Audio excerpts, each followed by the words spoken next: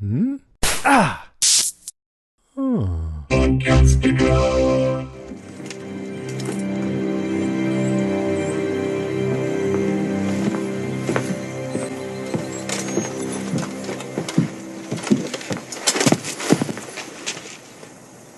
Remember me? Yeah, you do. You're even fucking uglier than I am now. What do they do to you? Doesn't matter. That's not how it ends for you, brother. You know who's coming for you. You've always known. You've always known. You've always known.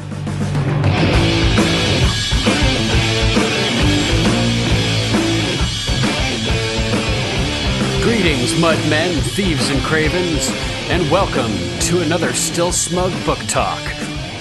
As ever, it's your looming undead abomination, Sir Duncan the Fearsome, bringer of blight, and lord of Castle Stirling on the Sound.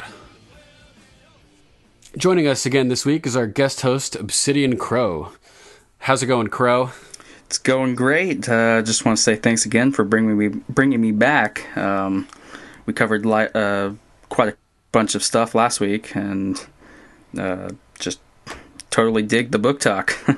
Yeah, man, it was a good time. So this week, yeah, I'm expecting we do. We have a lot of stuff to cover again, so it'll be fun. Today, we'll be covering the season finale of Game of Thrones. That's Season 7, Episode 7, The Dragon and the Wolf, from a book reader's perspective, examining crossover material, book nods, and new information that may inform mysteries that book readers have long speculated about. There will be numerous spoilers ahead, so if you don't want to have events and information from the A Song of Ice and Fire book series revealed to you, now is your chance to topple the toaster into the tub. That being said, show watchers who crave info and context like Littlefinger craved chaos, and who don't mind book spoilers are welcome to join us. I'll try to discuss and explain things in a way that non-book readers can follow along to, and maybe your show-watching experience will be enhanced by the book information. Spoilers in 5, 4, 3... 2, 1. Clocking in at 81 minutes, The Dragon and the Wolf had a bit of everything. Great dialogue, a little bit of action, some amazing reunions, imposing shows of force, political intrigue and betrayal, dragons, just no ghost. I bet you're bummed out about that, eh, Crow? I want Ghost. It's been over a season since we've had Ghost, and it's crazy. I don't get it. So what are your overall thoughts of the finale? I loved it. The back history of Jon Snow and his parents. We've been kind of waiting for that since season 1, when Ned Stark is taking him to the wall. He's like, the next time we'll see you, we'll talk to you about your mother. Yeah, right. If only. Yeah, and so, I just thought that they, even with the pacing and the issues that a lot of people have had, I thought it was great. Same here. I really enjoyed it. I like how the title was multi-descriptive, referring to the dragon Dany and the wolf Jon, but also referring to the dragon Rhaegar and the wolf Lyanna. And so that's exactly what I was thinking last week before the episode even aired. I was like, okay, it's going to be one of those two things. Right. But we got both, which is even better. Yeah. How do you think the book readers in general are liking the show story as of now? I have a few friends who are diehard book readers, but they just treat it as the show as its own thing, and they're just sitting back and cruising and just enjoying it. Good. That's the right approach. I like looking at them as two parallel universes that have, the details are different, but the overall story arc is the same. It's the same thing I do with The Walking Dead, where I consider the comics and the TV show two separate things, like parallel existences. Exactly. And I try to do that with just a lot of movie book crossovers as well. Harry Potter, Lord of the Rings, all of those. Try not to take it too in depth if they don't do it the exact way the books are going. So, yep. All right, let's jump into our first book crossover, which is the appearance of the Dragon Pit. And we have heard it mentioned a few times on the TV show, but this is our first time seeing it, and it's obviously a really important place in the books. How is your first impression visually of the Dragon Pit? What do you think about it? Having read the books for a few years now, I don't really know how I pictured it. I thought it was just like a Coliseum type thing, but seeing it for the first time in the show was phenomenal. I liked the way it was run down and almost like ruins. It just shows that there's been a lot of history that has happened there. Definitely, and it's a beautiful spot they picked to film it in Spain, the Roman ruins of Italica, which is pretty badass. Thought it looked a little familiar. Yeah, definitely Roman ruins. I was a little underwhelmed seeing it, even though I love the Roman ruins and everything, just because it's described as being so much bigger in the books. It's a nitpick that they couldn't have done it basically the way that it's supposed to be in the book. So I'm totally okay with it. But when Drogon, the sizing and everything, like I think 30 knights can ride abreast through the open front doors when the gates are open, essentially, and that's just not happening. They're not going to be able to recreate something that big, at least not with all the dragon CGI that they already spent money on. So they needed to find a real life location that they wouldn't have to create out of thin air. It's like you better bring Ghost back before you start spending all your money on this giant doorway. Yeah. So when Drogon took off out of the pit, his wingspan basically covered the whole floor of the pit, and I was like, oh, it's just too small. But aside from that, I think it was awesome. Beautiful location. It worked really well, so I was really happy to see it. I liked the dragon bones. All the little dragon bones that were scattered throughout the place. That was a cool... What? Glad you mentioned that. That was good for the effect, but there's no way there would have been any dragon bones left there. There was only 5 dragons housed in the pit, or 4 dragons at the time when the pit was destroyed, and we'll talk about that in a little bit. But there's no way there would be any dragon bones left there after a couple hundred years. All right, so we'll jump into some book information about the pits and the history of the pits and why it's significant to the story overall. The World of Ice and Fire, the Targaryen Kings, Maegor I.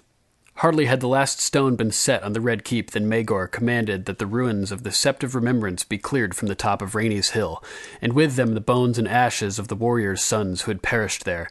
In their place, he decreed a great stone stable for dragons would be erected, a lair worthy of Balerion, Vhagar, and their get. Thus commenced the building of the Dragon Pit. Perhaps unsurprisingly, it proved too difficult to find builders, stonemasons, and laborers to work on the project. So many men ran off that the king was finally forced to use prisoners from the city's dungeons as his workforce, under the supervision of builders brought in from Myr and Volantis. And the reason why he had to bring people in, why it was hard to find workers, was because he killed everybody that built the Red Keep to keep its secret. All the hidden passages and whatnot. So that's a fun little fact for you. The Dragon Pit is legendary. Everybody knows about it. Even Dany, all the way over in Essos. A storm of swords. Daenerys won. The Squire Whitebeard, standing by the figurehead with one lean hand curled around his tall hardwood staff, turned towards them and said, "Balerion the Black Dread was 200 years old when he died during the reign of Jaehaerys the Conciliator. He was so large he could swallow an aurochs whole. A dragon never stops growing, your grace, so long as he has food and freedom." His name was Arstan, but strong Belwas had named him Whitebeard for his pale whiskers, and most everyone called him that now. He was taller than Ser Jorah, though not so muscular. His eyes were a pale blue, his long beard as white as snow and as fine as silk. "Freedom?" asked Dany, curious. "What do you mean?" "In King's Landing, your ancestors raised an immense domed castle for the dragons. The Dragon Pit, it is called. It still stands atop the hill of Rhaenys, though all in ruins now. That was where the royal dragons dwelt in days of yore, and a cavernous dwelling it was, with iron doors so wide that 30 knights could ride through them abreast. Yet even so it was noted that none of the pit dragons ever reached the size of their ancestors. The maesters say it was because of the walls around them, and the great dome above their heads. If walls could keep us small peasants would all be tiny, and kings as large as giants," said Ser Jorah. "I've seen huge men born in hovels, and dwarfs who dwelt in castles." Okay, so in that last quote, we heard Jorah casting doubt upon the idea that the walls contributed to the lesser size of the dragons. This could be relevant considering Archmaester Mage Marwyn mentions a maester plot to eliminate dragons and magic. I quoted that a couple weeks ago. Mm-hmm. What do you think about that? Do you think that the dragon pit actually played a size in reducing the size of dragons, or do you think it was just a coincidence and that the dragons were already being manipulated to grow less healthily by the maesters? Oh man, there's both sides of that sound like they could be plausible factors. Yeah, maybe factors. Yeah, because when Dany left Viserion and Rhaegal in her little dragon pit, they did not grow at the same speed as they did when they were free. So maybe there's like a dual, multi effect. That's a going good on parallel. here from these. Yeah, pretty crazy, right? And here, Barristan is quoted saying that it was the maesters telling us that it was the walls that made the dragons smaller. So I wonder if we'll eventually find out more about this maester plot. And could the maesters have been involved in the fall of old Valyria? I don't know. Maybe you should research it. Coincidentally, Dany had her own little dragon pit. I wonder if there's any evidence that the dragon's growth were stunted by being in her pit in Meereen. A Dance with Dragons, Daenerys 2. At ground level, the Great Pyramid of Meereen was a hushed place, full of dust and shadows. Its outer walls were 30 feet thick. Within them, sounds echoed off arches of many-colored bricks, and amongst the stables, stalls, and storerooms. They passed beneath 3 massive arches, down a torchlit ramp into the vaults beneath the pyramid, past cisterns, dungeons, and torture chambers where slaves had been scourged and skinned and burned with red-hot irons. Finally, they came to a pair of huge iron doors with rusted hinges, guarded by Unsullied. At her command, one produced an iron key. The door opened, hinges shrieking. Daenerys Targaryen stepped into the hot heart of darkness and stopped at the lip of a deep pit. 40 feet below, her dragons raised their heads. 4 eyes burned through the shadows, 2 of molten gold and 2 of bronze. Sir Barristan took her by the arm. "No closer!" "You think they would harm me?" "I do not know, your grace, but I would sooner not risk your person to learn the answer." When Rhaegal roared, a gout of yellow flame turned darkness into day for half a heartbeat. The fire licked along the walls, and Dany felt the heat upon her face like the blast from an oven. Across the pit, Viserion's wings unfolded, stirring the stale air. He tried to fly to her, but the chains snapped taut as he rose and slammed him down onto his belly. Links as big as a man's fist bound his feet to the floor. The iron collar about his neck was fastened to the wall behind him. Rhaegal wore matching chains. In the light of Selmy's lantern, his scales gleamed like jade. Smoke rose from between his teeth. Bones were scattered on the floor at his feet, cracked and scorched and splintered. The air was uncomfortably hot and smelled of sulfur and charred meat. "They're larger," Dany's voice echoed off the scorched stone walls. A drop of sweat trickled down her brow and fell onto her breast. "Is it true that dragons never stop growing?" "If they have food enough and space to grow. Chained up in here, though." The great masters had used the pit as a prison. It was large enough to hold 500 men, and more than ample for 2 dragons. For how long, though? What will happen when they grow too large for the pit? Will they turn on one another, with flame and claw? Will they grow wan and weak, with withered flanks and shrunken wings? Will their fires go out before the end? What sort of mother lets her children rot in darkness? So their growth doesn't seem to be stunted at this point, considering Dany said that they've grown larger. Next up, we have a passage from A Dance with Dragons, the Dragon Tamer. Should. It held 2 oxen. The corpse killer was garbed as a brazen beast, his seamed, scarred face hidden behind a cobra mask, but the familiar black arc slung at his hip gave him away. We were told these beasts are smaller than the Queen's monster. The pit has slowed the growth. Quentin's readings had suggested that the same thing had occurred in the 7 Kingdoms. None of the dragons bred and raised in the dragon pit of King's Landing had ever approached the size of Vhagar or Meraxus, much less than that of the Black Dread, King Aegon's monster.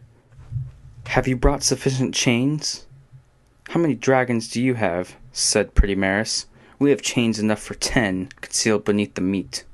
So there you go. Whether or not we know for a fact that the dragon's growth is being stunted by Dany's pit and Meereen, we at least have characters speculating about it and assuming that that is the case. So who knows? So the first time the dragon pit is actually mentioned is in a Catelyn chapter, strangely enough, in A Game of Thrones. A Game of Thrones, Catelyn 4. High overhead, the Far Eyes sang out from the rigging. Captain Moreo came scrambling across the deck, giving orders, and all around them the Storm Dancer burst into frenetic activity as King's Landing slid into view atop its 3 high hills. 300 years ago, Catelyn knew, those heights had been covered with forest, and only a handful of fisher folk had lived on the north shore of the Blackwater Rush, where that deep, swift river flowed into the sea. Then Aegon the Conqueror had sailed from Dragonstone. It was here that his army had put ashore, and there on the highest hill that he built his first crude redoubt of wood and earth. Now the city covered the shore as far as Catelyn could see, manses and arbors and granaries, brick storehouses and timbered inns and merchants' stalls, taverns and graveyards and brothels, all piled on one another. She could hear the clamor of the fish market even at this distance. Between the buildings were broad roads lined with trees, wandering crook-back streets, and alleys so narrow that 2 men could not walk abreast. Visenya's hill was crowned by the great sept of Baelor with its 7 crystal towers. Across the city on the hill of Rhaenys stood the blackened walls of the dragon pit, its huge dome collapsing into ruin, its bronze doors closed now for a century. The Street of the Sisters ran between them, straight as an arrow. The city walls rose in the distance, high and strong. So even from Catelyn's description there, it looks like a bomb went off in the dragon pit. But, strangely enough, the bomb never did go off. A Clash of Kings, Tyrion 11. Only then did he admit Helene with the latest tallies from the alchemists. "This cannot be true," said Tyrion as he pored over the ledgers. "Almost 13,000 jars? Do you take me for a fool? I'm not about to pay the king's gold for empty jars and pots of sewage sealed with wax, I warn you." "No, no," Helene squeaked. "The sums are accurate, I swear. We've been, most fortunate, my lord Hand. Another cache of Lord Rossart's was found, more than 300 jars, under the dragon pit. Some whores have been using the ruins to entertain their patrons, and one of them fell through a patch of rotted floor into a cellar.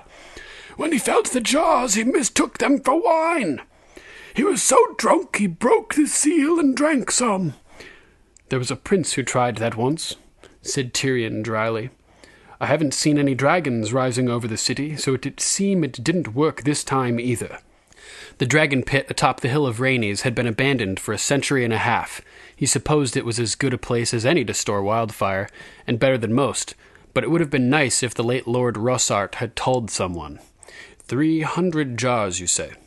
That still does not account for these totals. You are several thousand jars ahead of the best estimate you gave me when we last met. So that's pretty crazy that there was 300 jars of wildfire underneath the dragon pit. It's a good thing that that they found those beforehand, because if shit hit the fan and Drogon breathed a little fire by accident during this meeting, everybody we love could have been destroyed, basically. They're like, yay, we're saving a lot on our budget now. Yeah, on the actor budget, yeah, for sure. That would be quite the CGI budget expansion, though, for another wildfire explosion like that. I imagine. Definitely. Yeah, I'm wondering where else there's wildfire throughout the city that they haven't he stashed found yet. it everywhere. Like, right. From what I've interpreted from the books, he just kind of placed it wherever. Yeah, under the dragon pit, under the sept of Baelor, under the Red Keep, like any place of import, I imagine. So yeah. Hopefully, I'm not rooting for the deaths of innocent King's Landing civilians, but I'm kind of hoping that we see some more wildfire explosions. That'd be awesome. Yeah. Just goes off like, oh no, not the blacksmith. Yeah, exactly. In Flea Bottom. Not Gendry. Not anything but Gendry. So last week we talked about Jaehaerys I, the Conciliator, in a discussion about how Daenerys mirrored his wife, the good Queen Alysanne, standing atop the wall. Well, in The Rogue Prince, we learn, In the year 103 AC, King Jaehaerys I Targaryen died in his bed as Lady Alicent was reading to him from Septon Barth's Unnatural History. His grace was 69 years of age, and he had reigned over the Seven Kingdoms since coming to the Iron Throne at the age of 14. His remains were burned in the Dragon Pit, his ashes interned with good Queen Alysanne's beneath the Red Keep. So just a cool little tidbit of info that Jaehaerys I was cremated in the Dragon Pit. And as an interesting aside, Septon Barth may be the smartest, most on-point dude in Westerosi history. Looking at that guy for sure. The History of Westeros podcast has a really interesting episode about Septon Barth. I highly recommend listening to it. This guy's pretty much everything that he's quoted to have said in his book Unnatural History and everywhere else seems to be accurate. So anytime you hear Septon Barth, your ears should prick up, and you should pay attention to what he has to say for sure. But back to the Dragon Pit. This quote from The Princess and the Queen sets the stage well for the craziness that we're about to deal with regarding the Dragon Pit. 6 dragons remained in King's Landing, but only one within the walls of the Red Keep, the Queen's own she-dragon, Syrax. A stable in the outer ward had emptied of horses and given over for her use. Heavy chains bound her to the ground. Though long enough to allow her to move from stable to yard, the chains kept her from flying off riderless. Syrax had long grown accustomed to chains. Exceedingly well fed, she had not hunted for years. The other dragons were all kept in the Dragon Pit, the colossal structure that King Maegor the Cruel had built for just that purpose. Beneath its great dome, 40 huge undervaults had been carved from the bones of the Hill of Rhaenys in a great ring. Thick iron doors closed these man-made caves at either end, the inner doors fronting on the sands of the pit, the outer opening to the hillside. Caraxes, Vermithor, Silverwing, and Sheepstealer had made their lairs there before flying off to battle. 5 dragons remained. Prince Joffrey's Tyraxes, Adam Valerion's Pale Grey Seasmoke, the young dragons Morgul and Shrykos, bound to Princess Jaehaera, fled, and her twin Princess Jaehaerys, dead, and Dreamfire, beloved of Queen Helena. It had long been the custom for at least one dragon rider to reside at the pit, so as to be able to rise to the defense of the city should the need arise.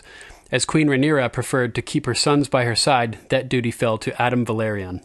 Later on, being accused of treason, Adam Valerion escaped the Dragon Pit astride the back of Seasmoke, as he was about to be arrested by Goldcloaks for supporting Rhaenys in the Dance of the Dragons, but this left 4 dragons behind. And that brings us to the storming of the Dragon Pit, which is easily the most exciting event in history relating to the Dragon Pit. The World of Ice and Fire, the Targaryen kings Aegon II tells us, it was the fear of dragons and of their presence that gave birth to the shepherd. Who he was, we cannot say, as his name is lost to history. Some suppose he was a poor beggar, others that he might have been one of the poor fellows who, although outlawed, still stubbornly haunted the realm. Whoever he was, he began to preach in the cobbler's square, saying that the dragons were demons, the spawn of godless Valyria, and the doom of men. Scores listened, then hundreds, then thousands. Fear begat anger, and anger begat a thirst for blood. And when the shepherd announced that the city would be saved only when the city was cleansed of dragons, people listened. On the 22nd day of the 5th moon of the year 130 AC, Aemond One-Eye and Daemon Targaryen entered their last battle. On that same day, chaos and death seized King's Landing. Queen Rhaenyra had imprisoned Lord Corlys for helping his grandson, Sir Adam Valerion, escape arrest when he was accused of treason. Some of the Sea Snake's sworn swords joined the riotous mob in Cobbler's Square, and some scaled the walls to try to free the Sea Snake, only to be hanged when they were caught.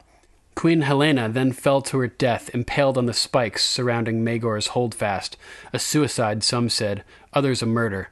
And that night, the city burned as the shepherd's mob marched on the Dragon Pit, attempting to slay all dragons within. The Princess and the Queen. When a crazed one-handed prophet called the Shepherd began to rant against dragons, not just the ones who were coming to attack them, but all dragons everywhere, the crowd, half-crazed themselves, listened. "When the dragons come," he shrieked, Your flesh will burn and blister and turn to ash. Your wives will dance in the gowns of fire, shrieking as they burn, lewd and naked underneath the flames. And you shall see your little children weeping, weeping till their eyes do melt and slide like jelly down their faces, till their pink flesh falls black and crackling from their bones. The stranger comes, he comes to scourge us for our sins. Prayers cannot stay his wrath, no more than tears can quench the flame of dragons. Only blood can do that. Your blood, my blood, their blood. Then he raised the stump of his right arm and pointed at Rainey's hill behind them, and the dragon pit black against the stars. There the demons dwell, up there. This is their city. If you would make it yours, first you must destroy them. If you would cleanse yourself of sin, first you must bathe in the dragon's blood, for only blood can quench the fires of hell. From 10,000 throats a cry went up, Kill them! Kill them! And like some vast beast with 10,000 legs, the shepherd's lambs began to move, shoving and pushing, waving their torches, brandishing swords and knives and other cruder weapons, walking and running through the streets and alleys towards the dragon pit. Some thought better and slipped away to home, but for every man who left, 3 more appeared to join these dragon slayers. By the time they reached the Hill of Rainies, their numbers had doubled. High atop Aegon's high hill across the city, the queen watched the attack unfold from the roof of Maegor's holdfast with her sons and members of her court. The night was black and overcast, the torches so numerous that it was as if all the stars had come down from the sky to storm the dragon pit. As soon as word had reached her that the enraged crowd was on the march, Rhaenyra sent riders to Sir Balon at the Old Gate and Sir Garth at the Dragon Gate, commanding them to disperse the mob and defend the royal dragons. But with the city in such turmoil, it was far from certain that the riders had won through. Even if they had, what loyal gold cloaks remained were too few to have any hope of success. When Prince Joffrey pleaded with his mother to let him ride forth with their own knights and those from White Harbor, the queen refused. If they take that hill, this one will be next, she said. We need every sword here to defend the castle. So I'm sure people often wonder what kind of mental bond is had between a dragon rider and his or her dragon. The princess and the queen further states, We shall not pretend to any understanding of the bond between dragon and dragon rider. Wiser heads have pondered that mystery for centuries. We do know, however, that dragons are not horses, to be ridden by any man who throws a saddle on their back. Syrax was the queen's dragon. She had never known another rider. Though Prince Joffrey was known to her by sight and scent, a familiar presence whose fumbling at her chains excited no alarm, the great yellow she-dragon wanted no part of him astride her.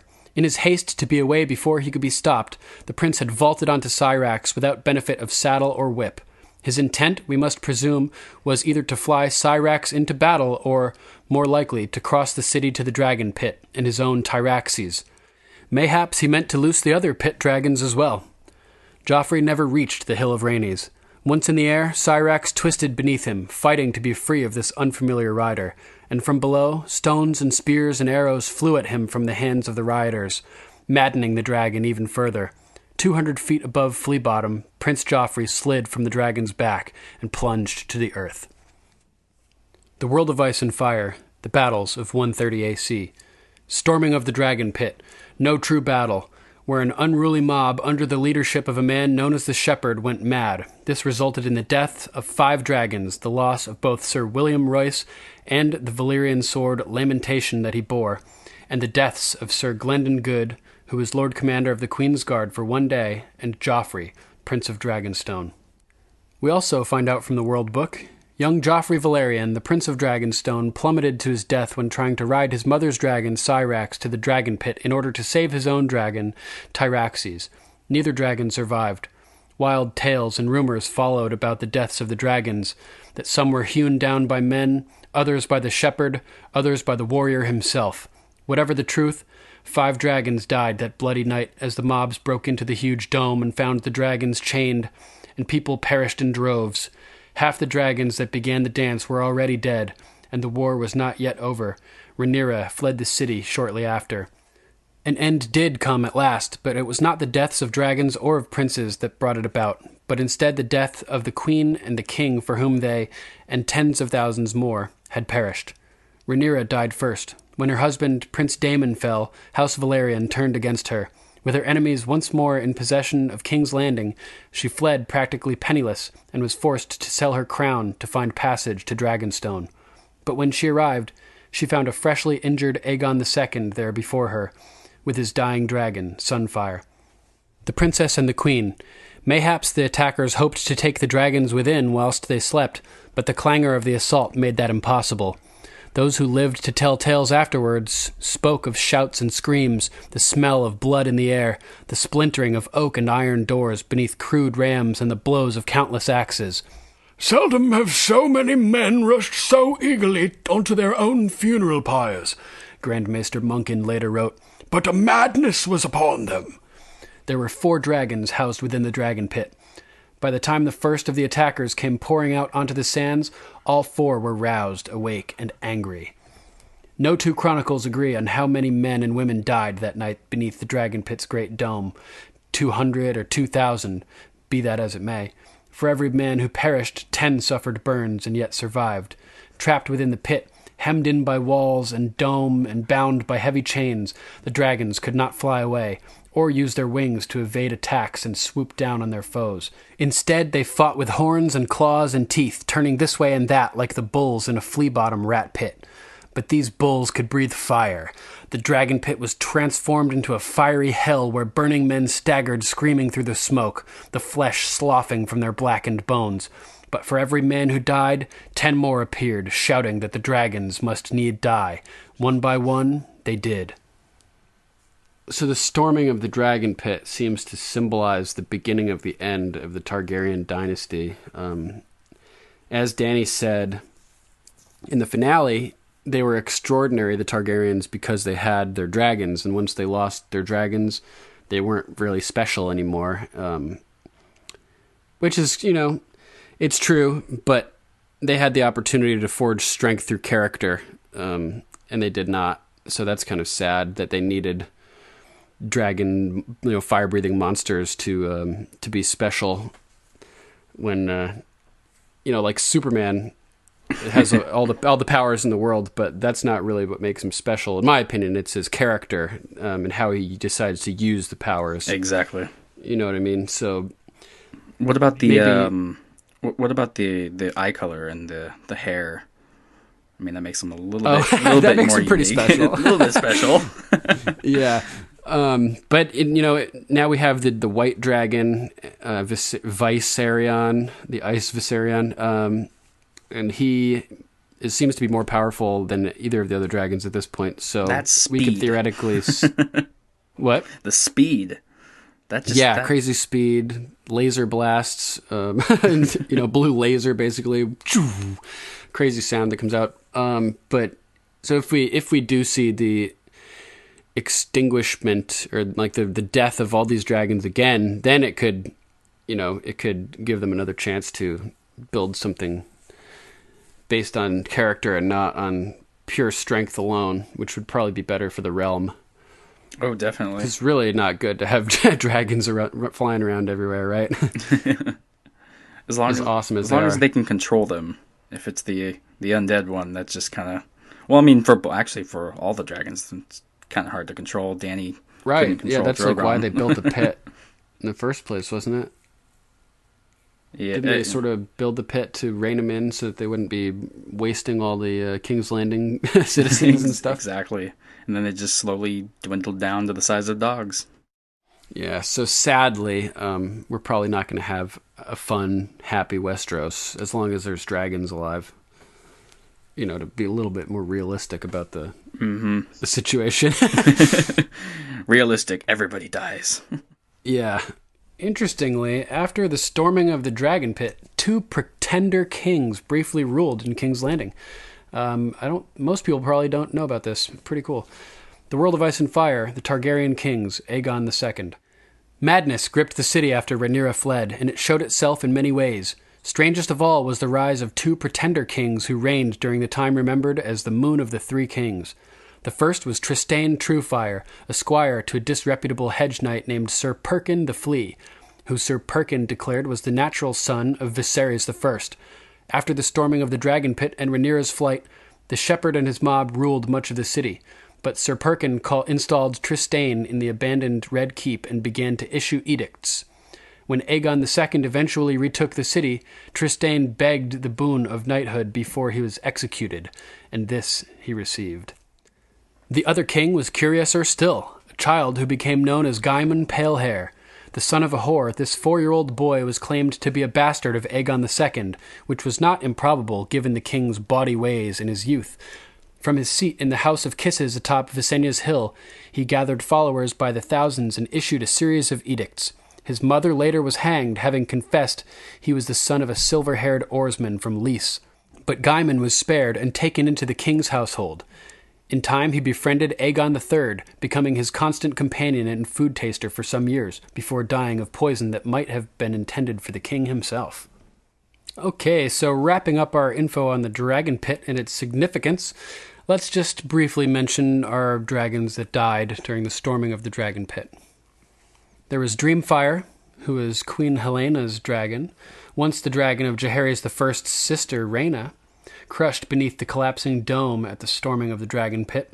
There was Morgul, dragon of Princess Jaehaera, who had fled at this time.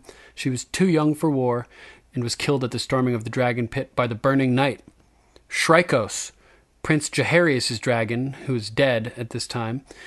This dragon was also too young for war and was killed at the storming of the Dragon Pit by Hob the Hewer.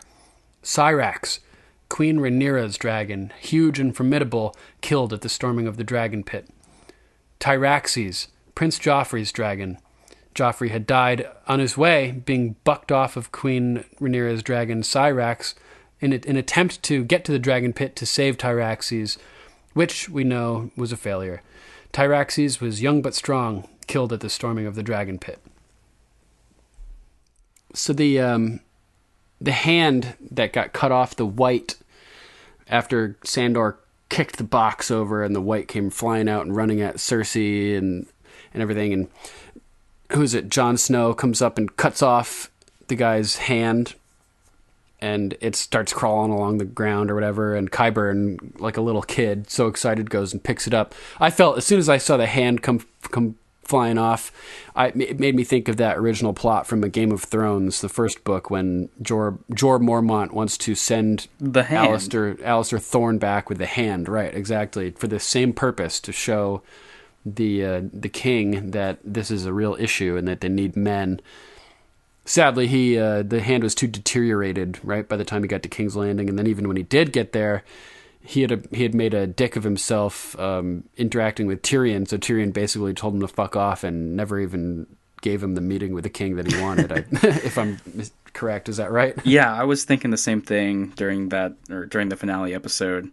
I was like, hey, this kind of mirrors what happened in the first book.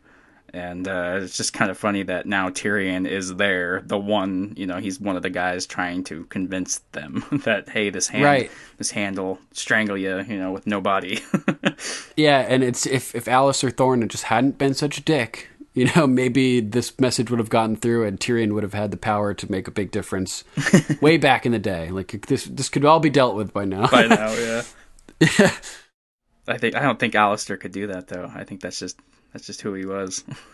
Yeah, sadly, you're probably right. Okay, Duncan, prepare to have your mind blown. So here's something that I found and that I felt is worth mentioning, considering the recent events that have now occurred between Dany and Jon. From a show standpoint, most viewers would not even know how close Dany and Jon are unless you've studied the books and all of the family trees and done all of the math. Luckily for us, a super fan on Reddit by the name of Emma Caroon has done the math for us. So here's what they have to say. If we know that the R plus L equals J, Dany's brother being Rhaegar Targaryen, and is Jon Snow's biological father, then that technically makes Jon and Daenerys aunt and nephew. That's not too weird, right? However, that doesn't take into account that being aunt and nephew in the world of Westeros, and particularly in the Targaryen family, means a hell of a lot more incest than your average family. The Targaryens have spent centuries marrying brother to sister and keeping it, quote, in the family, meaning that their DNA is much closer than the average aunt and nephew. Of course, Dany and Jon are still aunt and nephew, but they are also first cousins once removed, and second cousins once removed, and first cousins once removed again. While an aunt and nephew normally share 24% of DNA, and a brother and sister normally share 50%, Jon and Daenerys fall somewhere in between.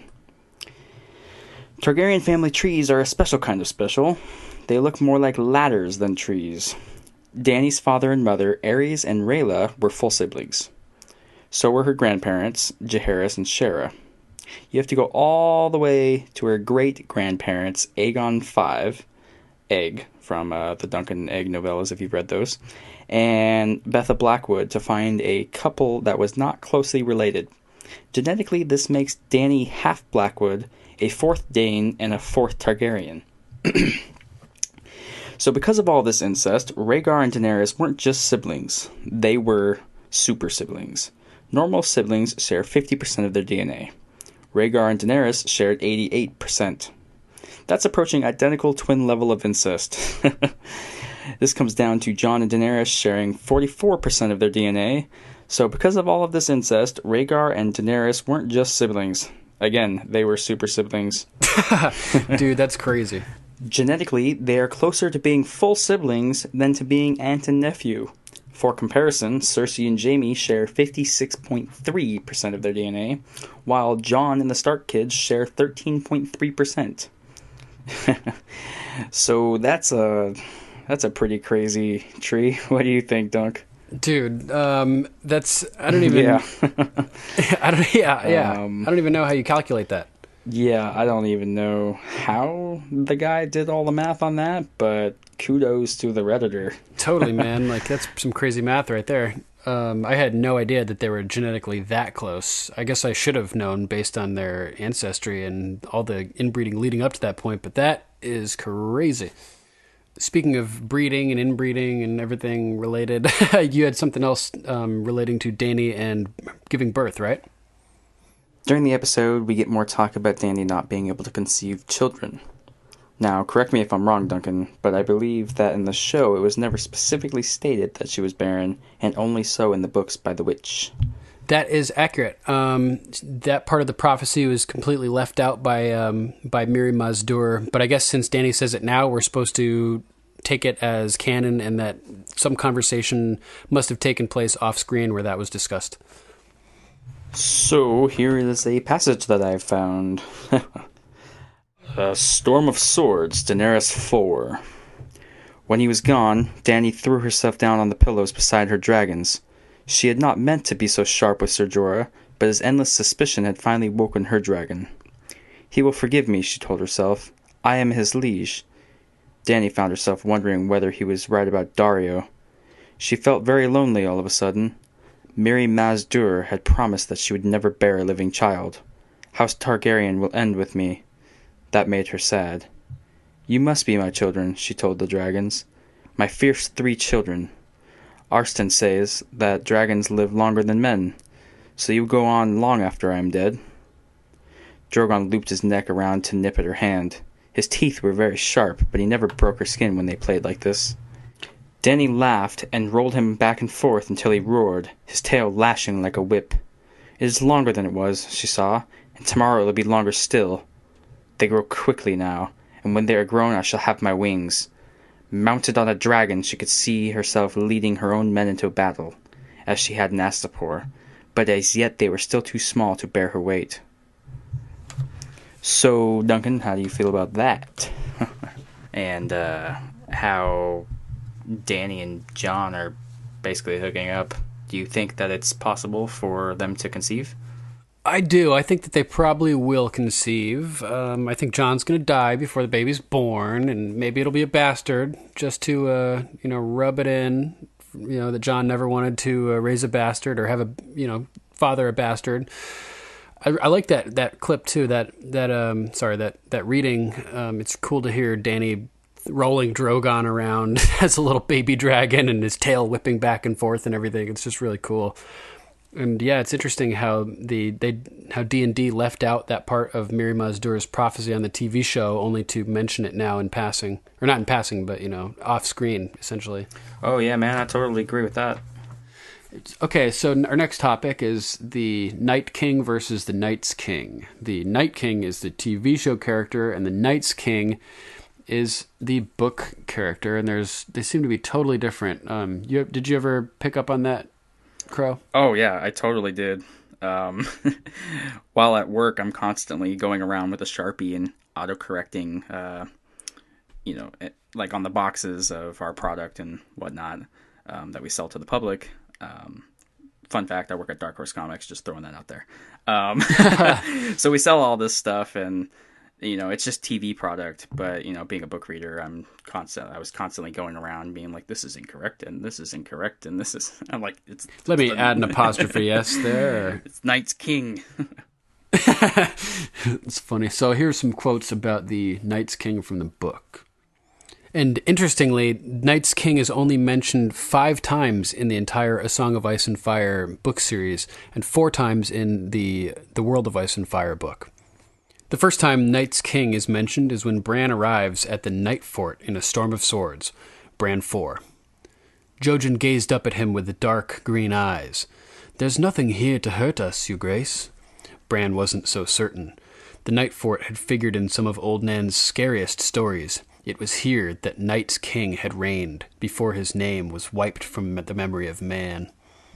Later in the same chapter, as the sun began to set, the shadows of the towers lengthened and the wind blew harder, sending gusts of dry, dead leaves rattling through the yards. The gathering gloom put Bran in mind of another of Old Nan's stories, the tale of Night's King. He had been the 13th man to lead the Night's Watch, she said, a warrior who knew no fear. "And that was the fault in him," she would add, "for all men must know fear." A woman was his downfall, a woman glimpsed from atop the wall, with skin as white as the moon and eyes like blue stars. Fearing nothing, he chased her and caught her and loved her, though her skin was cold as ice. And when he gave his seed to her, he gave his soul as well. He brought her back to the Night Fort and proclaimed her a queen and himself her king, and with strange sorceries he bound his sworn brothers to his will. For 13 years they had ruled, Night's King and his corpse queen, till finally the Stark of Winterfell and Joramun of the Wildlings had joined to free the Watch from bondage. After his fall, when it was found he had been sacrificing to the others, all records of Night's King had been destroyed, his very name forbidden. "Some say he was a Bolton," Old Nan would always end. "Some say a Magnar out of Skagos. Some say Umber, Flint, or Nori. Some would have you think he was a Woodfoot, from them who ruled Bear Island before the Iron Men came. He never was. He was a Stark, the brother of the man who brought him down." She always pinched Bran on the nose then. He would never forget it. "He was a Stark of Winterfell, and who can say? Mayhaps his name was Brandon. Mayhaps he slept in this very bed, in this very room." No, Bran thought, but he walked in this castle, where we'll sleep tonight. He did not like that notion very much at all. Night's King was only a man by light of day, Old Nan would always say, but the night was his to rule, and it's getting dark. The next mention of the Night's King comes from A Feast for Crows, Samwell 1. "Tell me something useful. Tell me of our enemy." "The others," Sam licked his lips. "They are mentioned in the annals, though not as often as I would have thought. The annals I've found and looked at, that is. There's more I haven't found, I know. Some of the older books are falling to pieces. The pages crumble when I try and turn them. And the really old books, either they've all crumbled away, or they're buried somewhere that I haven't looked yet, or... well, it could be that there are no such books, and never were. The oldest histories we have were written after the Andals came to Westeros. The first men only left us runes on rocks, so everything we think we know about the Age of Heroes and the Dawn Age and the Long Night comes from accounts set down by Septons thousands of years later. There are archmaesters at the Citadel who question all of it. Those old histories are full of kings who reigned for hundreds of years, and knights riding around 1,000 years before there were knights. You know the tales. Brandon the Builder, Simeon Star Eyes, Night's King, we say that you're the 998th Lord Commander of the Night's Watch, but the oldest list I've found shows 674 commanders, which suggests that it was written during long ago, John broke in. What about the others? So I find this passage particularly interesting as it calls into question everything we know about ancient history in Westeros, basically. You know, Sam is saying that half of this stuff, all the stuff about the Age of Heroes, the Long Night, there was no writing, no records of this at all. It all was written down thousands of years later by septons who, had heard stories passed down through hundreds of generations, and they probably have it all fucking wrong. So it'll be it'll be interesting if Bran can go back and through the Weirwood network and find out some of the truth of any of this type of stuff. Who knows, man? Who knows? I love how George weaves this type of stuff into the story and makes you question everything you think you know, just like in real life, how we don't really know much of history. History is his story written by the victor. And, a lot of the stuff that we are told today, there was no writing at the time when it happened. So who knows? Some of it could be true. Some of it could be entirely fictionalized. Some of it may have never happened. And of course, I'm talking about really, really old history, like pre-Egyptian history and stuff like that. And there's probably, a lot of records that were lost in the fire of the Library of Alexandria and everything too. So who knows? Just a cool little thing that George does here that kind of brings a bigger sense of reality and what's not, like the fact that we just don't know everything. I like that. It's cool. The world of ice and fire, the wall and beyond, the Night's Watch. Yet over the thousands of years of its existence as the chief seat of the Watch, the Night Fort has accrued many legends of its own, some of which have been recounted in Archmaester Harmoon's Watchers on the Wall. The oldest of these tales concern the legendary Night's King, the 13th Lord Commander of the Night's Watch, who is alleged to have bedded a sorceress pale as a corpse and declared himself a king. For 13 years, the Night's King and his, quote, corpse queen, unquote, ruled together. Before King of Winter, Brandon the Breaker, in alliance, it is said, with the King Beyond the Wall, Joramun, brought them down. Thereafter, he obliterated the Night's King's very name from memory. In the Citadel, the Archmaesters largely dismiss these tales, though some allow that there may have been a Lord Commander who attempted to carve out a kingdom for himself in the earliest days of the Watch. Some suggest that perhaps the Corpse Queen was a woman of the Barrowlands, a daughter of the Barrow King who was then a power in his own right, and oft associated with Graves. The Night's King has been said to have been variously a Bolton, a Woodfoot, an Umber, a Flint, a Norrie, or even a Stark, depending on where the tale is told. Like all tales, it takes on the attributes that make it most appealing to those who tell it. So yeah, the Night King in the TV show, totally different character. Supposedly he's, we saw in a vision that he was created by the Children of the Forest when they plunged a dragonglass dagger into his heart. Entirely different than the Night's King of the books. So it's just interesting to see how the showrunners have changed this, but used similar terminology, Night King versus Night's King, and even though they're vastly different characters and have entirely different origin stories and whatnot. Pretty interesting. So one of my favorite parts about the episode this week, on the season finale, was all the talk about Ned Stark. Now, we haven't seen him since season 1, and his book chapters were even shorter than what we saw on the screen time. And I just really liked the way that we were able to, I think it was like 3 times we got to, hear Ned Stark being mentioned. Once was when Jon and Theon were talking at Dragonstone, and Jon Snow was basically telling Theon that he's not just not just a Greyjoy, but also a Stark. Now, the way I perceived that was it relates to Jon in the same exact way, and I think you guys mentioned that on your podcast, the regular episode, not Still Smug. And then we also got to see it with Cersei and Jon talking in the Dragon Pit. And then also, which is one of my favorite quotes in the entire series, which is why I'm going to read it off, Sansa tells a portion of the quote to Arya when they're standing on the ramparts in Winterfell. So yeah, just Ned Stark. A Game of Thrones, Arya 2. The direwolf, she said, thinking of Nymeria. She hugged her knees against her chest, suddenly afraid. Let me tell you something about wolves, child. When the snows fall and the white winds blow, the lone wolf dies, but the pack survives. Summer is the time for squabbles.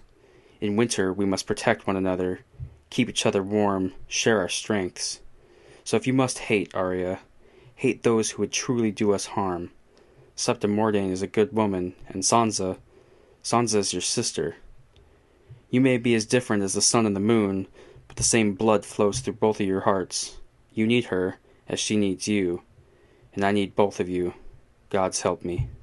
Good grab, man. I love that quote. It's so cool to have Ned Stark back in the story to some degree and being referenced so often. It's just, it's great. There were so many, in this episode, there were so many throwbacks to Ned Stark. So I just wanted to know how you felt about that. I thought it was awesome. Ned's one of my all-time favorite characters. So to hear him mentioned so frequently was really cool. And I liked how when Jon and Theon were talking, and he said, you betrayed our father, and Theon's like, I did. I'm so sorry, and, and he's like, but you never lost him. He's still a part of you. And I think that what Theon needed was just, some like a good punch in the shoulder and a pat on the back from one of the dudes that he grew up with and idolized growing up. And to hear that, especially about Ned coming from Jon, I think was really powerful for him and helped him find himself. Dude, I think it's just really awesome that we're still getting Ned Stark. And in honor of that quote and Ned Stark and the memory of him still being alive, I'd like to play a audio clip of my high-content wolf dog, Greywind. Duncan, you've mentioned him a few times in his Facebook page and whatnot. And so this is a clip that I recorded myself. So here it is.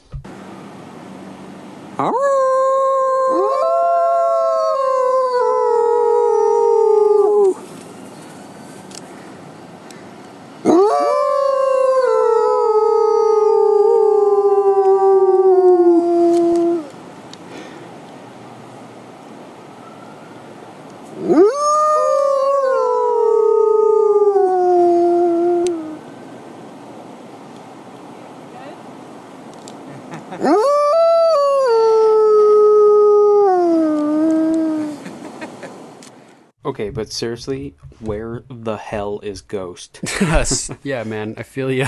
I love the wolf dog wind up there too. I used to do the same thing when I had the husky around. I would start howling, and it would get him howling, and then Ollie the shepherd would start howling, and then the bird would start screeching, and it was a cacophony of chaos.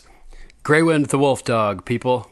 And considering Ned's quote about what happens to the lone wolf, I'm glad he's got a pack. Okay, so our next cool crossover is when Sansa is killing Littlefinger, and she thanks Littlefinger for all the lessons that he taught her. And this reminded me of the death of Mirri Maz Duur, who's the witch that told Daenerys, the witch who killed her husband, that told Daenerys that she was infertile and couldn't have kids. She thanked, when Dany killed Mirri Maz Duur, she thanked her the same way that Sansa thanked Littlefinger in this scene. So I thought that was a pretty cool book reference to anybody who was really paying attention. Did you notice that one? I honestly did not. So that's pretty interesting. I like that. Yeah, the only reason I noticed it was because last week I read the scene at the end of Still Smug when the dragons are born, and that's when Dany does that. So it was fresh on my mind. Otherwise, I wouldn't have noticed that either. A Game of Thrones, Daenerys 10. The god's wife did not cry out as they dragged her to Khal Drogo's pyre and staked her down amidst his treasures.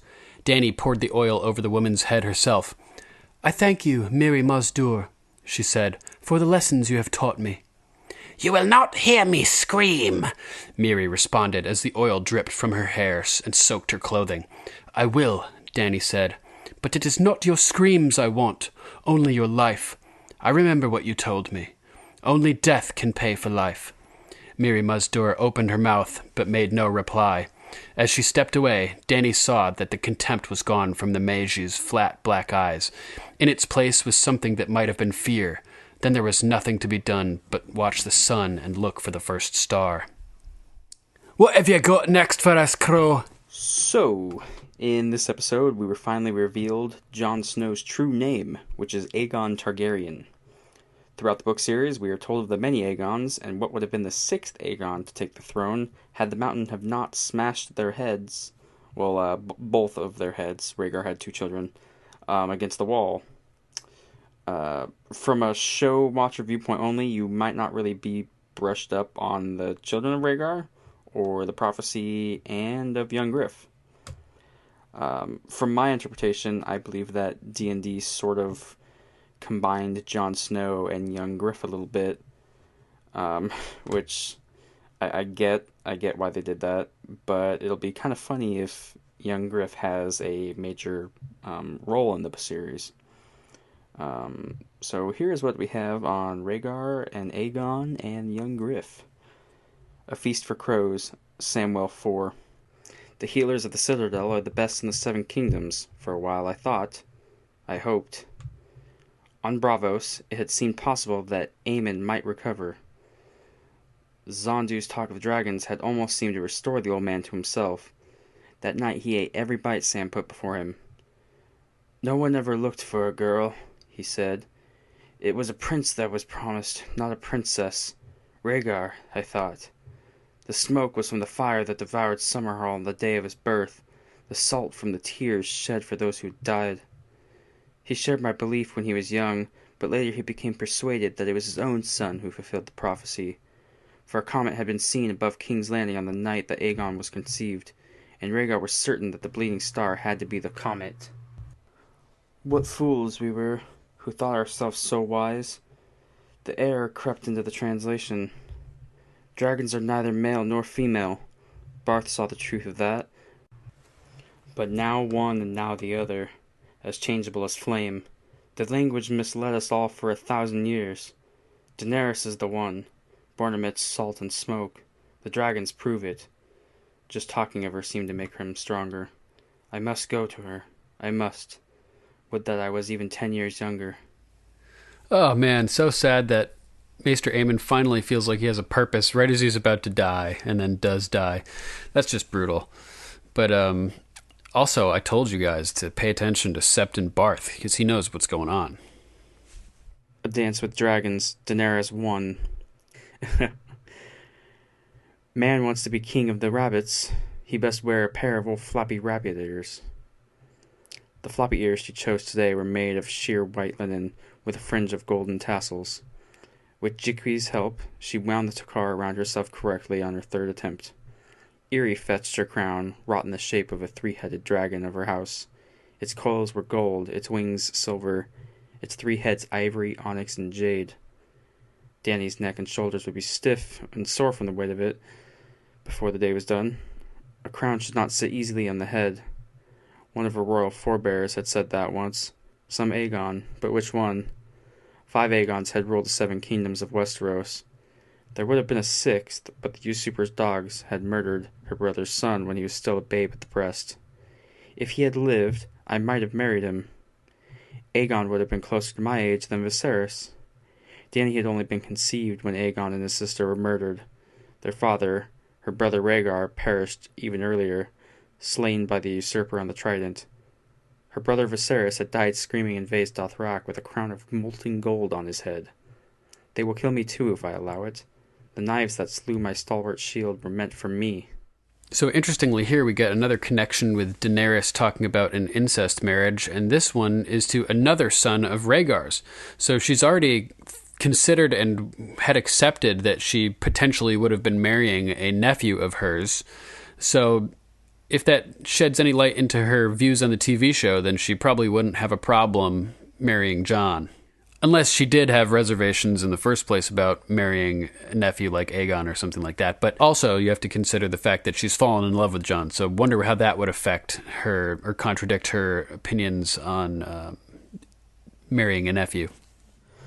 A Dance with Dragons, The Lost Lord. Does he know? Griff wondered. How much did Miles tell him? Varys had been adamant about the need for secrecy. The plans that he and Illyrio had made with the Blackheart had been known to them alone. The rest of the company had been left ignorant. What they did not know could not let slip. That time was done, though. No man could have asked for a witherer son, Griff said. But the lad is not of my blood, and his name is not Griff. My lords, I give you Aegon Targaryen, firstborn son of Rhaegar, Prince of Dragonstone, by Princess Elia of Dorne, soon, with your help, to be Aegon the sixth of his name, King of the Andals and the Rhoynar and the First Men, and the Lord of the Seven Kingdoms. Silence greeted his announcement. Someone cleared his throat. One of the Coles refilled his wine cup from the flagons. Gorse Edarin played one of the corkscrew ringlets and murmured something in the tongue Griff did not know. Lasswell Peake coughed. Mandrake and Lothstarn exchanged a glance. They know, Griff realized then. They have known all along. He turned to Harry Strickland. When did you tell them? So, Sir Duncan, how do you feel about this? Do you think young Griff is a true Targaryen, or a red herring? Or is he a Blackfire? I think he's a Blackfire, man. All these connections with Varys being bald as an egg, and the statue outside of Illyrio Mopatis's manse in Bravos. Is that where it is? Bravos? Bravos, yeah. Or Pentos. No, Pentos. Pentos, yes. Yeah, with he's got the statue that looks like a young silver-haired warrior that who he says is himself. That sort of hints that he may be of Blackfire lineage. And I mentioned the Varys being bald as an egg because that's a quote about Aegon the Fifth Egg in the Duncan Egg novels. He's described as being bald as an egg, and Varys is the only other guy I think in the entire series who's described that way. I think he was described that way. I think 2 or 3 times in the books. Oh yeah, wouldn't surprise me. And so that sort of hints at some Targaryen or Blackfire lineage there. The secrecy I think points towards it being a Targaryen, a Blackfire connection. So yeah, I definitely lean towards Aegon being a Blackfire fake Targaryen and his ascent being essentially a long con, where he's been trained since birth to be like this great leader. Whether or not he shows the signs of that is debatable, but they're trying to install him. Even it would be the perfect coup. Even he thinks he's a Targaryen, but in reality, exactly. The Blackfires have won. Finally, after hundreds of years, Blackfire, they get their man on the throne, and he doesn't even know it. It's total secret. Perfect Splinter Cell coup d'etat, which would be awesome. If it goes that route, do you think he would ever find out that it was a coup the whole time? Great question. I don't know if it would matter to them. I mean, I guess once everything is all said and done and the power structure is solidified, that I would want. I mean, if I was a Blackfire, I would want my name to be out there. Yeah. King Blackfire. It would be pretty awesome. So I assume that they would come clean. Yeah. And hope that that everything that Aegon owes to them for his ascent, that he would forgive them and not have them killed for their treachery. You treacherous bastards! You seeded me up here, and I'm not even a real Targaryen. I don't think he's a red herring. I have a few book reader friends who are like diehards. Shout out to my friends Tony and Brian. Who I believe both of them think that he's a red herring.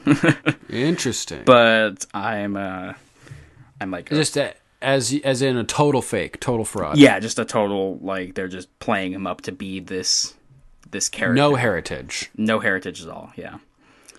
Interesting. So, and I'm over here while I was reading the book, I'm like, yeah, there's a Targaryen, in the Seven Kingdoms actually doing something.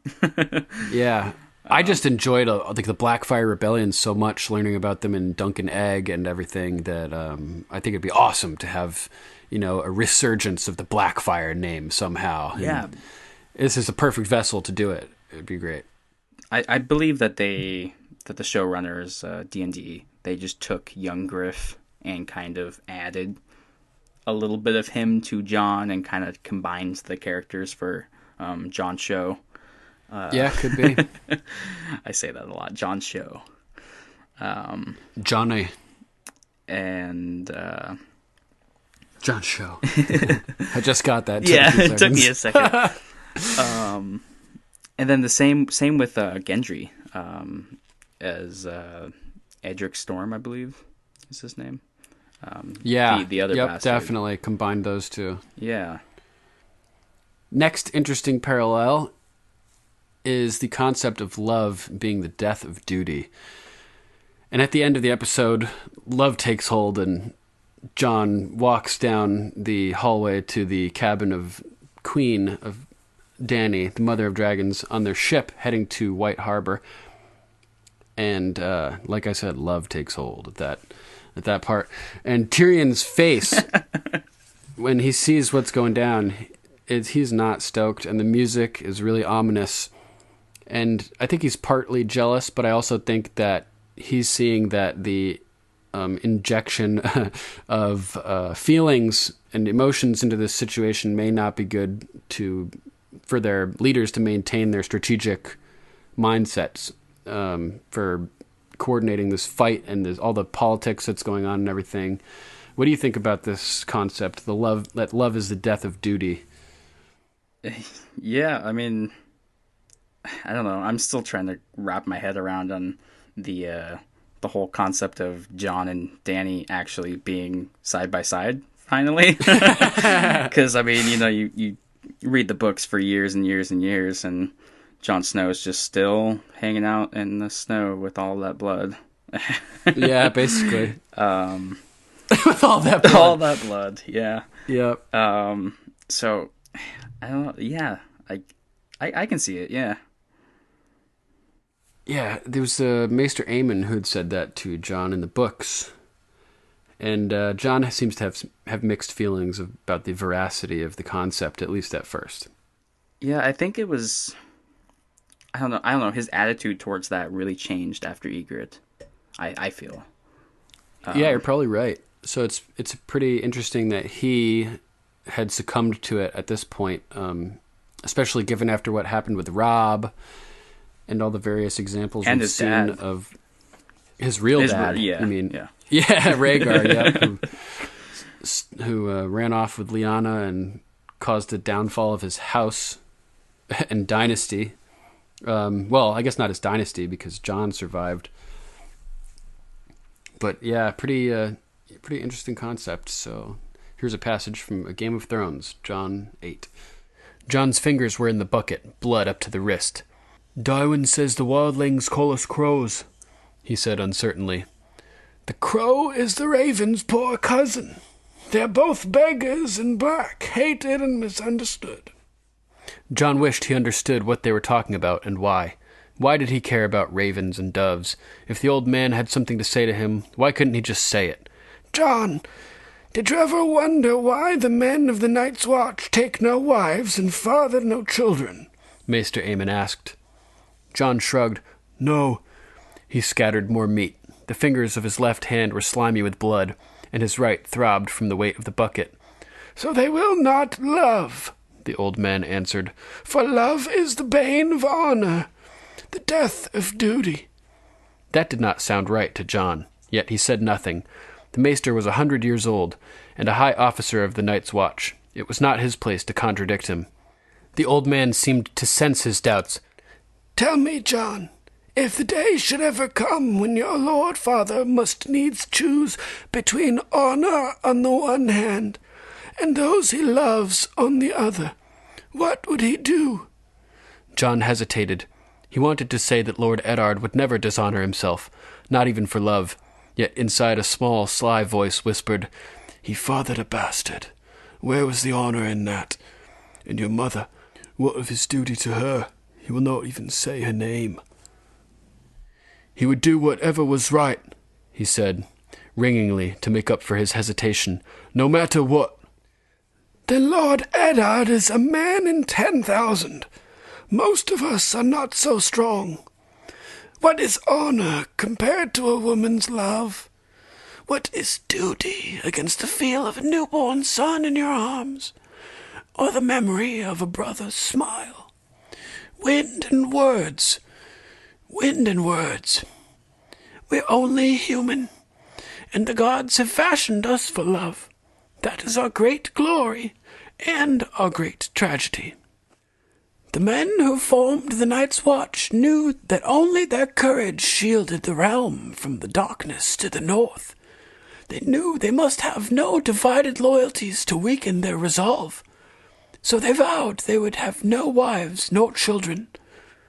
Yet brothers they had, and sisters, mothers who gave them birth, fathers who gave them names. They came from 100 quarrelsome kingdoms, and they knew times may change, but men do not. So they pledged as well that the Night's Watch would take no part in the battles of the realms it guarded. They kept their pledge. When Aegon slew Black Harren and claimed his kingdom, Harren's brother was Lord Commander on the Wall, with 10,000 swords to hand. He did not march. In the days when the 7 kingdoms were 7 kingdoms, not a generation passed that 3 or 4 of them were not at war. The Watch took no part. When the Andals crossed the narrow sea and swept away the kingdoms of the first men, the sons of the fallen kings held true to their vows and remained at their posts. So it has always been, for years beyond counting. Such is the price of honor. A craven can be as brave as any man when there is nothing to fear. And we all do our duty when there is no cost to it. How easy it seems, then, to walk the path of honor. Yet soon or late in every man's life comes a day when it is not easy. A day when he must choose. Some of the ravens were still eating, long stringy bits of meat dangling from their beaks. The rest seemed to be watching him. John could feel the weight of all those tiny black eyes. "And this is my day. Is that what you're saying?" I really like that quote. Yeah, man, me too. So I'm worried that Tyrion is worried that their love may affect their duty to the realm in this case. I like how he still goes off, in the books and in the show. He's constantly trying to be like Ned. Trying to hold to that honor, to hold to his word. Whatever was right, he said, ringingly, to make up for his hesitation, no matter what, And so even though he knows that, there was some fucked up shit going on there with Ned, it seems that he still believes that he made those decisions because they were the right thing to do, which we know they are, which is cool. Yeah, exactly. I agree. Yeah, so I like that. Yeah, John totally idolizes Ned, and I'm hoping that when he finds out the truth, that his opinion of Ned isn't too drastically altered. Like he could find out and be like, "I'm not a bastard," Yeah. He fucking lied to me my whole life, and he could just go dark, Like, how crazy would that be? John finds out the truth and, kills Daenerys and just goes and, joins the Night King. I think earlier in the week I saw a post about it doesn't matter who your real father is, you're still Ned Stark's son. Right. Which I think is still going to hold true to John, even when he does find out who he actually is. Yep, I agree. Our listener, Lady Ash, brings up the moment when Peter Baelish is dueling Brandon Stark for the love of Catelyn Tully, and Brandon basically destroys him in this duel and cuts him from navel to collarbone. And as he is crying out in pain, as he's falling in defeat, he calls out for Catelyn, and Lady Ash mentions that this was a good parallel to Littlefinger's death in this scene, in this episode, when he calls out to Sansa as he's about to be killed. So, pretty interesting. Yeah, I definitely agree. Lady Ash, that was a good catch. Yeah, really good. I totally forgot about that too. So here is the quote from A Game of Thrones. A Game of Thrones, Catelyn 7. They met in the lower bailey of River Run. When Brandon saw that Peter wore only helm and breastplate and mail, he took off most of his armor.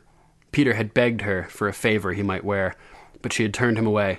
Her lord father promised her to Brandon Stark, and so it was to him that she gave her token, a pale blue hand-scarf she had embroidered with the leaping trout of River Run. As she pressed it into his hand, she pleaded with him. "He's only a foolish boy, but I have loved him like a brother. It would grieve me to see him die." And her betrothed looked at her with the cool grey eyes of a Stark and promised to spare the boy who loved her. That fight was over almost as soon as it began. Brandon was a man grown, and he drove Littlefinger all the way across the bailey and down the water stair, raining steel on him with every step, until the boy was staggering and bleeding from a dozen wounds. "Yield!" he called more than once, but Peter would only shake his head and fight on grimly. When the river was lapping at their ankles, Brandon finally ended it, with a brutal backhand cut that bit through Peter's rings and leather into the soft flesh below the ribs, so deep that Catelyn was certain that the wound was mortal. He looked at her as he fell and murmured, "Cat," as the bright blood came flowing out between his mailed fingers. She thought she had forgotten that. That was the last time she had seen his face, until the day she was brought before him in King's Landing. So really good catch, Lady Ash. That's a good call. I'm impressed. Thanks for writing in. And as we saw in the Dragon and the Wolf, his last fully intelligible word was Sansa. So our next interesting crossover isn't really so much of a book crossover, but just a cool observation that I heard being made on another podcast. I can't remember which, otherwise I would give them credit. But it's just the fact that as Jaime is riding away from Cersei and leaving, the fact that he covers his golden hand with a black glove, and he's all garbed in black with a black cape, black everything, all black everything. And it sort of symbolizes how in accepting this fight against the undead as his cause at this point and honoring his pledge to ride north, how he and many other people are taking the side of humanity over the dead, and it's essentially equivalent to taking the black in terms of the Night's Watch. So we're basically all the Night's Watch now. And I thought that was a really cool metaphor that's being expressed this whole season. Dany dressed in black, Jon in black, Jorah in black. Everybody's in black, and everybody's heading north to do the job of the Night's Watch, basically. So, and Jon even cool. says that when they're beyond the wall. He does the short quote, "I am the shield that guards the realms of men." Right. So, I mean, that's just something that's constantly on his mind, even though he's no longer part of the Night's Watch. Yep, and now we all are. Everybody that's joined the cause, even though they're not Night's Watch in names, most of them have symbolically taken the black, and they're all the shield that guards the realms of men at this point. So pretty awesome. Do you think in Jaime's vows, if he ever has to, take those, it'll be, "I shall take no sister wife"? Father, no children. Although I guess Cersei's pregnant. Oh man, that's so funny. Good one, man. I didn't even thought of that. "I shall take no sister wives. Father, no incest children." Nice. Yeah, that'd be pretty funny. I think they should modify that for him, just special for him. They're gonna have to do a lot of modifying. I mean, now that the army of the dead is through the wall. Yeah, for sure. So, speaking of Jaime, it's finally happened on the TV show. Jaime has finally turned on Cersei. And good riddance, man. It took him long enough. There were signs of him starting to turn seasons ago, it seems. And it's finally, she's pushed the boundaries too far. And Jaime has left her and headed north. So I'm sure that book readers were ecstatic to see this development, as I was, and it's cool. Now we have two different ways that Jaime has turned on Cersei. Obviously the way that it happened this week in the TV show, but it happened a little bit differently in the books. It was when Cersei was imprisoned by the High Sparrow, she had Qyburn come to visit her and had him send a raven to Jaime at River Run. Anything you want to say about the book and show versions of how Jaime turns on Cersei? When I saw the snow falling in King's Landing and Jaime was just sort of, admiring it, I guess, or noticing it, I instantly got a flashback to the books, where he's just holed up in River Run. And, I think this is I think this is their book equivalent. I think that's the route they're trying to go, is like Jaime in the books was turning his back on Cersei I think he threw the letter in the fire or crumpled it up or something. And then in the show, now we just have him, having this big fight with her and then just taking off and heading for the north to go fight in the battle. I agree. Yeah, it seems like the books, the moment he really turns against her is when he gets her letter and decides not to write back. And then the show is, like you said, when she turns on him and plots behind his back and calls him stupid here, and everybody is telling him, like, what the fuck, Jaime? Fuck loyalty. Like, this is a bit, a bigger thing. Yeah. So let's hear the book version. A Feast for Crows, Cersei 10. She licked her lips, shivering. Come at once. Help me. Save me. I need you now as I have never needed you before. I love you. I love you. I love you. Come at once. As you command. I love you thrice. Thrice. She had to reach him. He will come. I know he will. He must. Jaime is my only hope. So damn, Cersei is desperate here. Saying I love you 3 times, sending it in a raven, which if intercepted could be bad news, and revealing their incest, letting Qyburn know everything by having him write this. She is going to be super bummed when she finds out his response, or lack thereof. A Feast for Crows, Jaime 7. There was a rap upon his door. See who that is, Peck. It was Riverrun's old maester, with a message clutched in his lined and wrinkled hand. Vyman's face was as pale as the new-fallen snow. I know, Jaime said. There has been a white raven from the citadel. Winter has come. No, my lord. The bird was from King's Landing. I took the liberty. I did not know. He held the letter out. Jaime read it in the window seat, bathed in the light of that cold, white morning. Qyburn's words were terse and to the point. Cersei's fevered and fervent. Come at once, she said. Help me, save me. I need you now as I have never needed you before. I love you, I love you, I love you. Come at once. Vyman was hovering by the door, waiting, and Jaime sensed that Peck was watching too. Does my lord wish to answer? The maester asked, after a long silence. A snowflake landed on the letter. As it melted, the ink began to blur. Jaime rolled the parchment up again, as tight as one hand would allow, and handed it to Peck. No, he said. Put this in the fire. Damn! So they say the White Walkers bring the cold, but damn! Jaime is the Frost King here, man. That is ice cold. Oh, shit. Good for him, though, man, because Cersei is not she is outrageous. What a witch. An evil, evil witch. So it's good to see Jaime finally come around and, making more progress towards that redemption. Lady Laura of House Sotelo wrote this week, said, I know a few peeps were irked that Rhaegar looked like Viserys in the flashback. I found this explanation, and it totally makes sense. So many details to keep track of, lol. Take a look at this passage from the books when Daenerys had a vision of Rhaegar Targaryen in the House of the Undying. Viserys was her first thought the next time she paused, but a second glance told her otherwise. The man had her brother's hair, but he was taller, and his eyes were a dark indigo rather than lilac. Great catch, Lady Laura. I went back and found the passage, and also thought there was some interesting stuff immediately surrounding that quote that's relevant to the episode. And also it could explain why Jon is named Aegon, or was named Aegon. So here is the extended version of that passage from A Clash of Kings, Daenerys 4. Finally, a great pair of bronze doors appeared to her left, grander than the rest. They swung open as she neared, and she had to stop and look. Beyond loomed a cavernous stone hall, the largest she had ever seen. The skulls of dead dragons looked down from its walls. Upon a towering barbed throne sat an old man in rich robes, an old man with dark eyes and long silver-gray hair.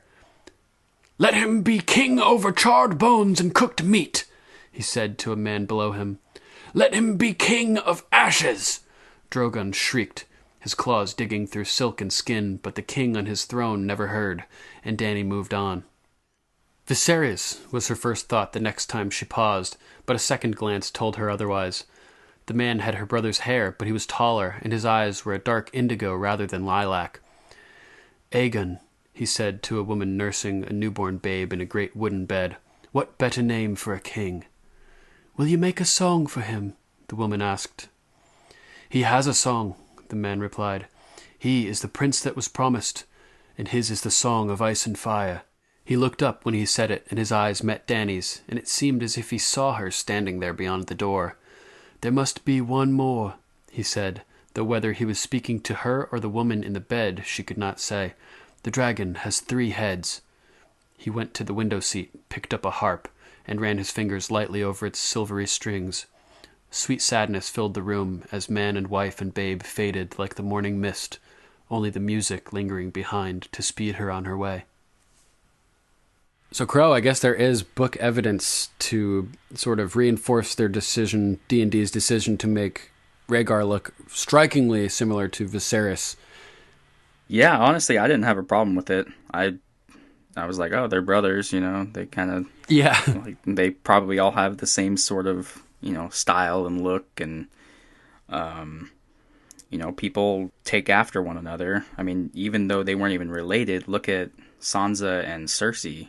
She's throwing her hair up the same way half the seasons like her. Right. And talking about people taking after one another, Viserys was Rhaegar's younger brother. Exactly. And was young enough or old enough at the time that he left King's Landing to be aware and to have known Rhaegar.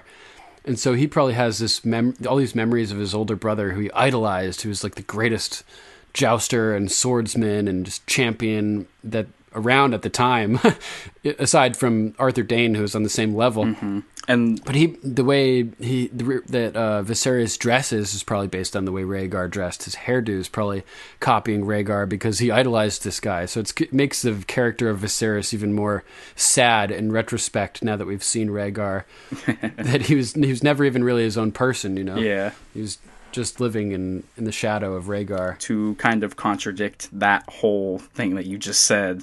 And hopefully it's not too sad, but Jon Snow and Ned Stark, they got the same hairstyle going on ever since he came back from the dead. Yeah, pretty much keeping the top pulled back. Yeah. And Arya is doing that too as well. Yeah, totally. It's interesting too. He says that Aegon is like the perfect name for a king, like the only name for a king. And so maybe that's why Lyanna chose to name Jon Aegon when he was born in Rhaegar's absence, because she had been told this same thing by Rhaegar, that Aegon is the name, like the perfect name for a king. So even though his first Aegon, even though he already had a kid named Aegon, it's possible that Lyanna had heard what happened, that he was killed, or that she just decided to go with Aegon again anyway because of Rhaegar's thoughts on the topic. Yeah. That if there was a chance that he was going to be king, like Aegon was the name he deserved. So also in this passage, Rhaegar is talking to Elia Martell and their child, the first Aegon, whose head was dashed against the wall by the mountain. And he's referring to him as the prince who was promised, and that says that his is the Song of Ice and Fire. But, Rhaegar is not the best necessarily at interpreting prophecy. I mean, who is? He first thought that he himself was the prince that was promised, and then he thought that his firstborn son, Aegon, was the prince that was promised. He was under the impression that the prince who was promised would be born from the Ares Rhaella line. So I think he was wrong both these times, and that it's Jon, or Aegon, who's actually the prince that was promised. And if his is the Song of Ice and Fire, that means that this is all really about Jon. So I wonder what significance that has in terms of Dany and the other key players who are also thought to potentially be part of the Song of Ice and Fire. You know, some people say Jon is ice, Dany's fire. So I wonder what this all means. What does it mean, George? So how do you feel about the whole Cersei pregnancy thing? Do you think she's actually pregnant? Good question. She definitely seems to want people to think that she's pregnant. Mm-hmm. She wanted Jaime to think she was pregnant. She definitely telegraphed to Tyrion that she's pregnant by not drinking and putting her hand over her belly. She was signaling it, you know, and she may have been playing him by making him wanting him to think that she's pregnant. I have no idea. She could be pregnant. It just depends on how well you believe the prophecy that is about her, you know? Right, and yeah, it's hilarious too because prophecies are supposed to be taken seriously in context of shows and stories like this, but they're bullshit, you know? So, yeah, like, half the time who knows they screw you, over half the time they screw you over. Right. Or they're just, you're trying to prepare for a prophecy and you end up causing it, or it's just nonsense and you're wasting your time. I thought it was great how Daenerys said in this episode, you know, I can't get pregnant. And Jon said, who told you that? And she says, the witch who killed my husband. It's like, oh, you ever, think that maybe that's not a reliable source of information? Which makes sense. I mean, oh yeah, like, you're going to believe sense. her? Yeah. Plus, like, it's Jon calling bullshit on like the idea of prophecy and, which may be ironic if he's I was about to say the same exact thing. Yeah, fucking great. So our next book crossover is particularly exciting to me as a huge fan of the Hound, Sandor Clegane, and it's the topic of Sandor slaying his own brother. You know, he confronts the Mountain at the meeting at the Dragon Pit, and it makes it quite obvious that he's coming for him. Yep, the quote that I played at the beginning of the episode, Sandor says to him, "You know who's coming for you. You've always known." And so that alludes to Sandor's desire to murder his evil older brother, the Mountain, who's just an awful person and who's done awful things his whole life. And we learn in one specific passage of Sandor's intent or desire to murder Gregor in the book series. And so I thought that would be a pretty awesome passage to read right now. It's when Brienne arrives at the Quiet Isle with Septon Meribald, and she meets the elder brother who had found Sandor Clegane dying. A Feast for Crows, Brienne 6. "Your Dornishman did not lie," the elder brother began, "but I fear you did not understand him. You are chasing the wrong wolf, my lady. Eddard Stark had 2 daughters. It was the other one that Sandor Clegane made off with, the younger one." "Arya Stark?" Brienne stared open-mouthed, astonished. "You know this? Lady Sansa's sister is alive?" "Then," said the elder brother, "now I do not know. She may have been amongst the children slain at Salt Pans." The words were a knife in her belly. No, Brienne thought. No, that would be too cruel. "May have been, meaning that you are not certain." "I am certain that the child was with Sandor Clegane at the inn beside the crossroads, the one old Masha Heddle used to keep before the lions hanged her. I am certain that they were on their way to Salt Pans. Beyond that, no. I do not know where she is, or even if she lives. There is one thing I do know, however. The man you hunt is dead." That was another shock. "How did he die?" "By the sword, as he had lived." "You know this for a certainty?" "I buried him myself. I can tell you where his grave lies, if you wish. I covered him with stones to keep the carrion eaters from digging up his flesh, and set his helm atop the cairn to mark his final resting place. That was a grievous error. Some other wayfarer found my marker and claimed it for himself. The man who raped and killed at Salt Pans was not Sandor Clegane, though he may be as dangerous. The Riverlands are full of such scavengers.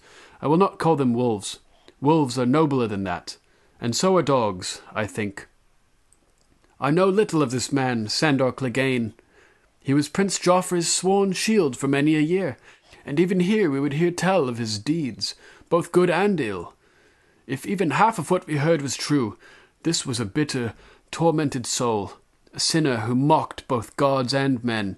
He served, but found no pride in service. He fought, but took no joy in victory. He drank, to drown his pain in a sea of wine. He did not love, nor was he loved himself. It was hate that drove him. Though he committed many sins, he never sought forgiveness. Where other men dream of love or wealth or glory, this man, Sandor Clegane, dreamed of slaying his own brother, a sin so terrible it makes me shudder just to speak of it. Yet that was the bread that nourished him, the fuel that kept his fires burning. Ignoble as it was, the hope of seeing his brother's blood upon his blade was all the sad and angry creature lived for. And even that was taken from him when Prince Oberyn of Dorne stabbed Sir Gregor with a poisoned spear. "You sound as if you pity him," said Brienne. "I did. You would have pitied him as well if you had seen him at the end. I came upon him by the trident, drawn by his cries of pain. He begged me for the gift of mercy, but I'm sworn not to kill again. Instead, I bathed his fevered brow with river water, and gave him wine to drink and a poultice for his wounds, but my efforts were too little and too late. The hound died there in my arms. You may have seen a big black stallion in our stables. That was his war-horse, Stranger, a blasphemous name. We prefer to call him Driftwood, as he was found beside the river. I fear he has his former master's nature." The horse. She had seen the stallion, had heard it kicking, but she had not understood. Destriers were trained to kick and bite. In war they were a weapon, like the men who rode them, like the hound. "It is true, then," she said dully. "Sandor Clegane is dead." "He is at rest." The elder brother paused. "You are young, child. I have counted 44 name days, which makes me more than twice your age, I think. Would it surprise you to learn that I was once a knight?" So the elder brother changes the topic pretty abruptly there after not exactly saying that the hound was dead, but saying he was at rest. Interesting. Okay, Clegane Bowl. Are you excited or are you a hater? I'm excited. I've been saying it for like 2 years now. I'm like, I want Bronn to get his castle, and I want the Clegane Bowl to actually happen. Right. Yeah. It's so hyped up. Like, whether it happens in the books or the show, or I don't know, maybe some fans, get together and film it and put it up on YouTube. Yeah, that'd be cool. It's interesting. There's so many people that are not hyped over Clegane Bowl. Like, they don't think that it makes sense or would fit or something. But this has been foreshadowed since season 1 of the show. I mean, the first time that we see the hound, it's at the Hand's Tourney in King's Landing, the tournament that Robert holds in Eddard's honor. And the mountain goes crazy and knocks Sir Loras off his horse after losing the joust and cuts the head off his own horse and starts ruthlessly attacking Sir Loras. And the hound steps in to save Loras from his evil older brother and is easily deflecting all the mountain's monstrous swings, and he's not doing anything offensive towards the mountain himself. He's just defending himself against this raging mountain. And it ends when King Robert says, "Enough!" And he kind of just takes a knee, and the mountain's last swipe with his sword comes right over where the hound's head was, and it's really close to cutting his fucking head off, basically. But that, I think, is the first foreshadowing that we've got since the show started, and I think that we're definitely getting it at this point. It's going to happen. Well, I mean, since, like you said, season 1, it was never really actually finished. So yeah, they got interrupted by King Robert. Yeah, so. We got to see how it ends.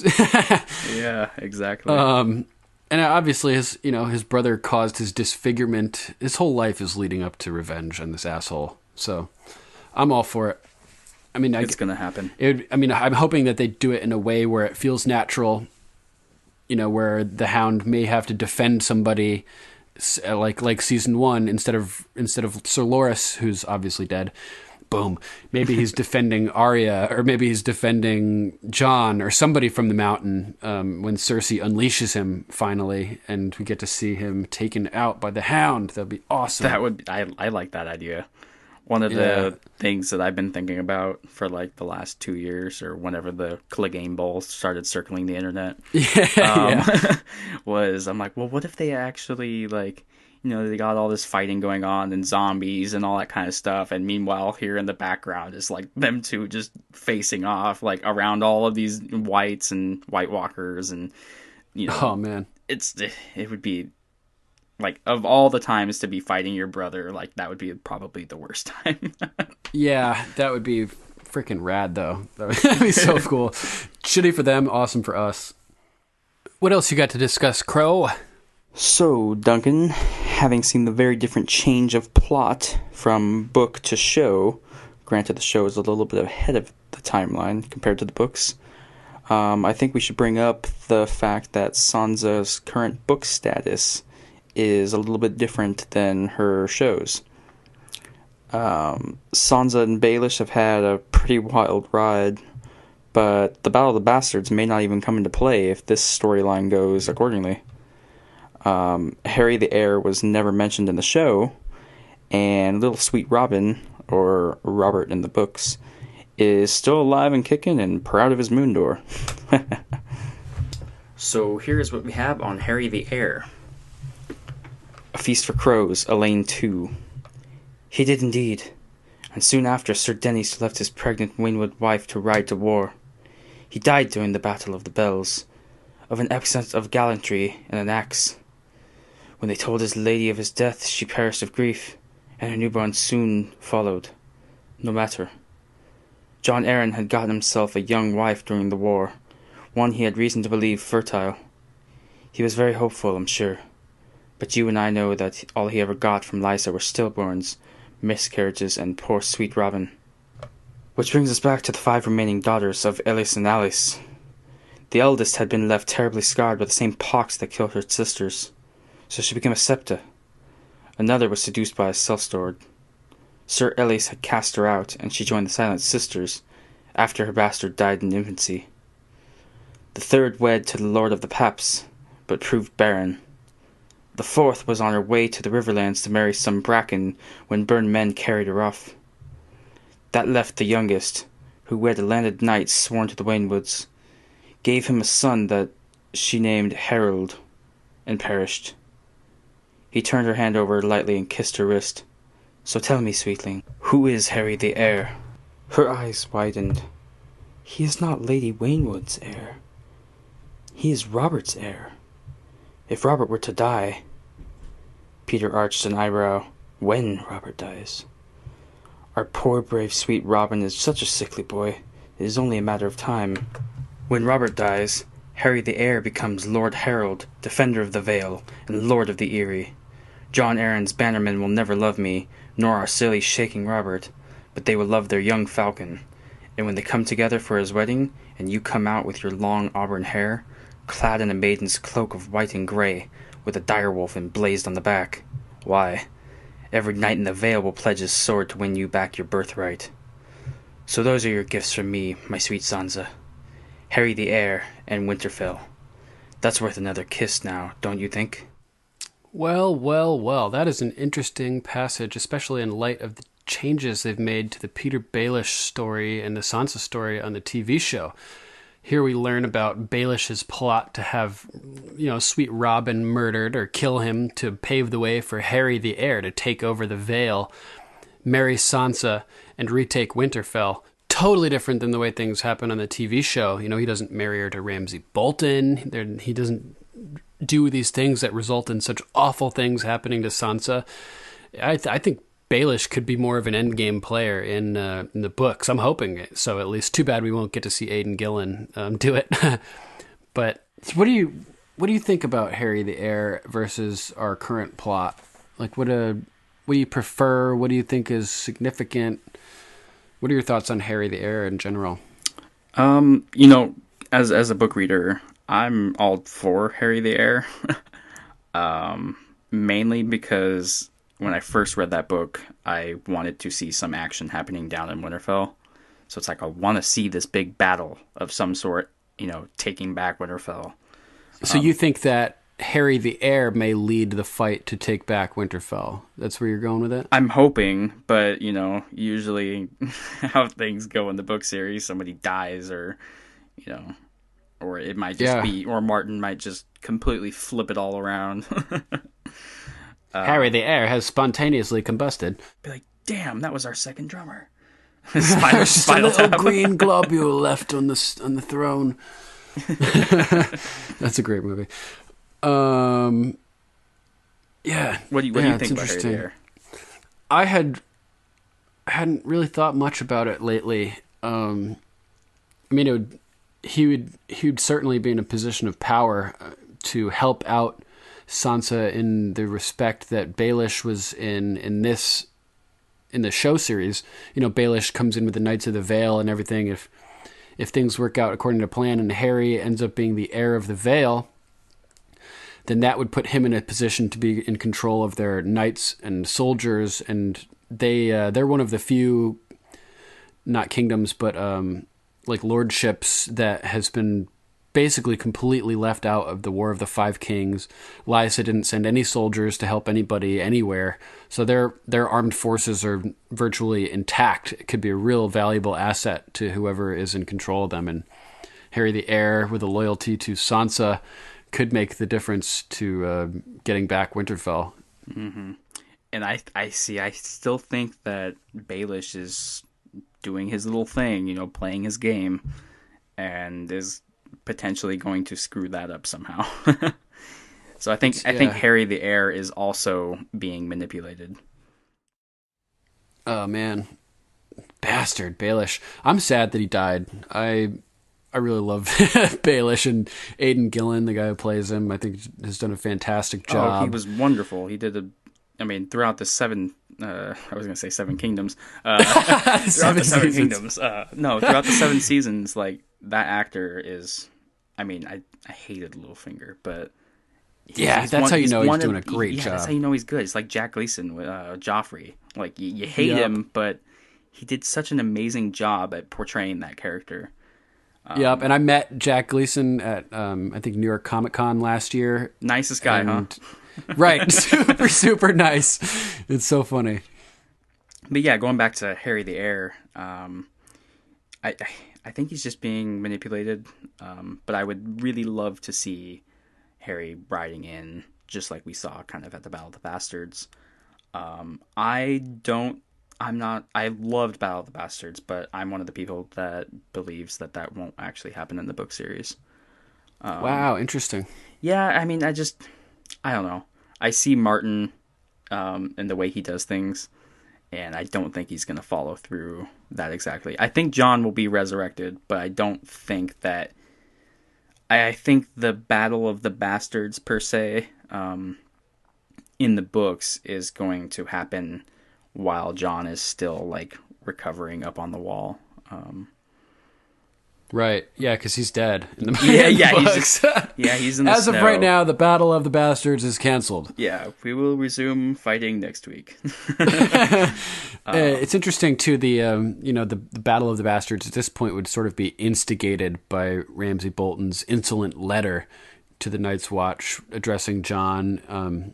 They refer to it as the Pink Letter, right? Yeah, exactly. Where he talks about how Stannis is dead and he's caught Mance Rayder and come bastard, and I've got your sister, bastard, you bastard, you. Come and try to take Winterfell, bastard. Uh-huh. See, the one of the things that leads me to believe that the Battle of the Bastards won't be started by Jon, and I don't even think it's going to be called Battle of the Bastards, but you know what I'm talking about. Sure. The main big battle. I think Harry the Heir is going to ride in. They're going to do that fight. You think he'll ride in Deus Ex Machina to save Stannis? Or do you think Stannis is actually dead, as Ramsay says, or is he not to be trusted? I think Ramsay's just bullshit. I think he's just trying to just taunt him. Taunt him, yeah. Interesting, yeah, because people question the veracity of the Pink Letter in its entirety, whether or not Stannis is dead at all, whether or not he found Mance or any of this. It's a good question. I ponder it myself. The one thing I'm also wondering about is how is Jon going to... So let's say he does get resurrected in the books. How is he even going to raise an army that big? I mean, Sansa showed up, and like that's essentially what kind of kickstarted that, even though he didn't want to.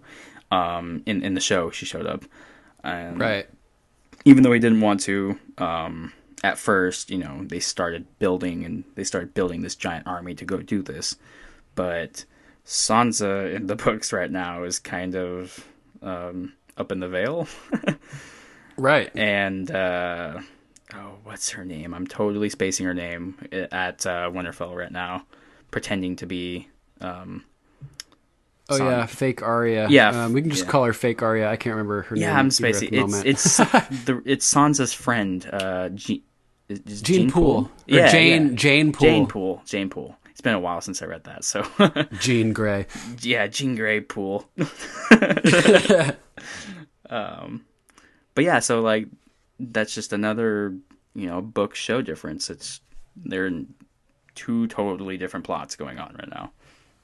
Yeah, it's cool. I love how they're so different, and one may mean something for the other, and something from the TV show may mean something for how things are going to play out in the books. Mm-hmm. And we're on our toes. Yeah. I like that. That's the cool part about making them so different. It's what I also like about The Walking Dead, to bring that up again in the parallel stories in alternate parallel universes, is that no matter what happens, you can strongly suspect something will happen on the show after it happens in the books, or vice versa, but you never know for sure. So you're always still on your toes.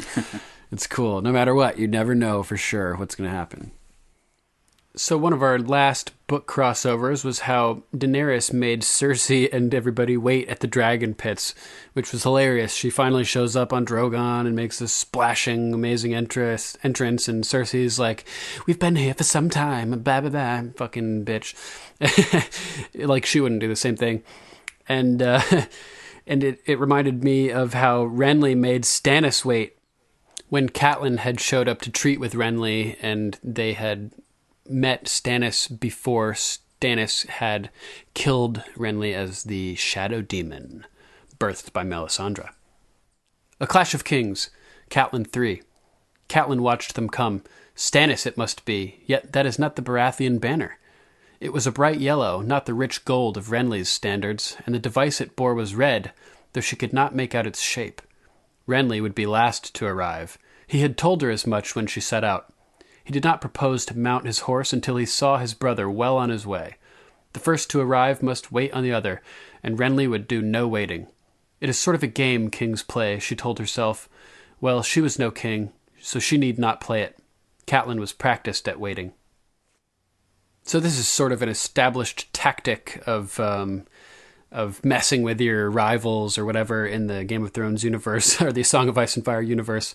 And on a secondary note, it makes sense for Daenerys to wait to show up until Cersei arrives, because the last time that people were waiting for Cersei, they all got blown up in a explosion of wildfire in the Great Sept of Baelor. So that's not what we want to happen to our Dragon Queen. Smart to make Cersei wait instead. Our final book crossover references the discussion between Jon and Theon, where Jon ends up telling Theon that he doesn't have to make that impossible choice between Greyjoy and Stark. He says, "You're a Greyjoy, and you're a Stark." And it reminded me of a book passage where Theon finally admits that he wanted to be a Stark the whole time, and that there was such a brutal, it becomes apparent what a brutal position he was in. And it's when he's back at Winterfell as Reek under Ramsay, and he's with Barbary Dustin, who we talked about a couple episodes ago, who became the lady of her house, of her husband's house through marriage and then the death of her husband. But they're going down to the crypt of Winterfell together. She has Reek bring her down, and they have a little discussion where Theon's true feelings about the Starks come out. A Dance with Dragons, the Turncloak. Theon stumbled. "Love them. I took this castle from them, my lady. I had Bran and Rickon put to death, mounted their heads on spikes. I rode south with Robb Stark, fought beside him at the Whispering Wood and River Run, returned to the Iron Islands as his envoy to treat with your own father. Barrowton sent men with the young wolf as well. I gave him as few men as I dared, but I knew that I must needs give him some or risk the wrath of Winterfell. So I had my own eyes and ears in that host. They kept me well informed. I know who you are. I know what you are. Now answer my question. Why do you love the Starks? Theon put a gloved hand against a pillar. I wanted to be one of them, and never could. We have more in common than you know, my lord. But come. So Barbary Dustin had originally been betrothed to Brandon Stark and was madly in love with him before he was killed, obviously, by the Mad King. But this scene is really powerful and emotional for me. Theon, having always wanted to be a Stark, and finally, after all the wrongdoings that he's perpetrated, and after everything that he's done against the Stark family, to have what he thinks is essentially a Stark, Jon Snow, tell him that he is a Stark, and that he never lost Ned, that Ned is still a part of him. It's all he needed to move forward and get past everything that's been holding him back, and it really helped him find himself and realize who he is and what he can do in the future. And so it was a really powerful scene for me, and I think it was really, really well done, well acted, and meaningful in a lot of ways. Well, I think I just heard some ravens in the distance. Let's see if we have some scrolls we can read. William Steiner writes in saying, R plus L equals J is a theory that has probably been around since 1996 when A Game of Thrones was first published. Bran's flashback has confirmed that this is the direction the show is taking, but I don't think this means that the story is such a foregone conclusion for the book reader. N plus A equals J is a theory that has been around just as long, and in my unpopular opinion, there is stronger evidence for. For those that don't know, N plus A equals J is the theory that Ned Stark and Ashara Dane are Jon's true parents. It is well known in the books that Ned and Ashara had a thing during the lead-up to Robert's rebellion, and it is also known that Ashara was Ned's true love, and that Catelyn was an arranged marriage to help bolster Robert's cause. The evidence for R plus L equals J is mostly dream sequences and symbolism. Ned's fever dream, Dany's vision at the House of Undying. While most of the evidence for N plus A equals J is taken from direct quotes, the strongest passage that I can think of in support of N plus A equals J came directly from Ned's mouth to Catelyn's ears. A Game of Thrones, Catelyn 2. That cut deep. Ned would not speak of the mother, not so much as a word, but a castle has no secrets, and Catelyn heard her maids repeating tales they heard from the lips of her husband's soldiers. They whispered of Sir Arthur Dane, the Sword of the Morning, deadliest of the 7 knights of Aerys Kingsguard, and of how their young lord had slain him in single combat. And they told how afterward Ned had carried Sir Arthur's sword back to the beautiful young sister who awaited him in a castle called Starfall on the shores of the summer sea. The Lady Ashara Dane, tall and fair, with haunting violet eyes. It had taken her a fortnight to marshal her courage, but finally, in bed one night, Catelyn had asked her husband the truth of it. Asked him to his face. That was the only time in all their years that Ned had ever frightened her. "Never ask me about Jon," he said, cold as ice. "He is my blood, and that is all you need to know. And now I will learn where you heard that name, my lady." She had pledged to obey. She told him. And from that day on, the whispering had stopped, and Ashara Dane's name was never heard in Winterfell again. So, in a conversation about whispers regarding the Lady Ashara, Ned's response is, "Never ask me about Jon." There is, of course, much more to this theory, but I don't want to take up more of Sir Dunk's time. But I will say that this theory is, in my opinion, more in line with GRRM's style, rather than going with the fantasy trope of the boy with a secret parentage who's actually a prince. Please send all hate mail to William Steiner on Facebook. I follow the Game of Microphones page, and I post there frequently and shouldn't be too hard to find. I'll be happy to debate you till the end of time. I don't think there's any hate mail deserved here. I think it's a pretty valid theory. There's more than one way to skin a cat, and there's there's a lot of different potential options here with who Jon really is, and there's evidence for both. So I'm not going to take sides until we know the truth. I think that they're both perfectly valid theories, and Just because one thing happened on the TV show definitely does not mean that it's canon for the books at all. I mean, I agree, there's lots of hints and evidence that R plus L equals J is true in the books, but there's also evidence, as Sir William pointed out here, that there's the possibility that Ned and Ashara created Jon. And Ashara Dane, unfortunately, is not around to help answer this question, because upon hearing of her brother Sir Arthur's death, she jumped from the Tower of Starfall into the ocean, if I remember correctly, and obviously died. Our next Raven comes from Sir Luke, the Low Duke of Devonshire. Sir Duncan, I hope this finds you well, and you have recovered from your surprise that all of our heroes remain alive and well after Season 7. I haven't. I really thought Jaime was a goner for a moment. So did I, man. I really thought that Cersei was going to have him killed there. I'm definitely feeling a renewed sense of smugness about the books after this season, as the TV show seems to be slowly failing to live up to the narrative standard it set early on. Don't get me wrong, I love to watch the show. The actors play the parts so well, the music is fantastic, and who doesn't love CGI dragons? But there is sloppy storytelling going on here. A few key points stand out. First, the much discussed speed travel some characters seem to have adopted. Second, did Littlefinger really not see that coming? I didn't, but he has been built up to be so good at scheming and people-playing. Third, Tyrion should really have known that Cersei will betray them. I was astonished when, after seeing literally only one white, she, Jaime, and the rest all got on the bandwagon.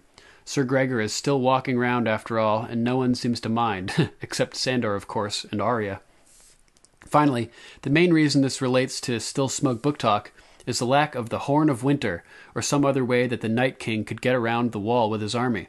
In Season 7, Episode 6, it seemed that he was waiting for and planned to get at least one dragon.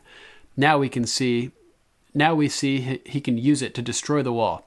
On the show, I guess this is his best option, in which case it is entirely the stupid decision to go and capture a white, which gave the Night King the chance to come south. Is this how you see it? Was there another way the Night King could have made it past the wall? There are others, but most can be forgiven, I think. Also, Aegon. He's another Aegon! Cool. Although a bit weird if Rhaegar had already had a son, he called this. On the next Still Smug, could you catch me up on which Aegon he is? 6th, 7th, I think, depending on whether the other one is counted. And what the other Aegons did of note? Naturally, some are more familiar than others. The Conqueror, for one, and Egg. Many thanks for your book talk. I enjoy your insights and readings. Yours faithfully, Sir Luke, the Low Duke of Devonshire. Thanks, Sir Luke, for writing in. Appreciate it. I tend to agree with you that the plan to go up beyond the wall and capture a white is actually what enabled the Night King to get south in the first place. And it did seem that he was just waiting there already with the chains and the spear to hunt and kill his own dragon. So it seems that he's some sort of green seer or has some type of similar abilities as Bran, especially considering they've connected within Bran's visions before. So something interesting is going on there. It's pretty cool. As far as whether Jon would be Aegon the 6th or 7th, I believe that kings are only given a number of their name, first of his name, second of his name, etc., the moment that they're coronated and actually given the crown. So that would mean that Rhaegar's first son, Aegon, never officially was Aegon the 6th. And that would mean that Jon would be Aegon the 6th if he was crowned the king of the Seven Kingdoms. So let's do a quick little breakdown of who the Aegons were and what they're known for. Obviously, Aegon I was known for being the conqueror and laying waste to various armies across the Seven Kingdoms, forcing them to submit to his rule.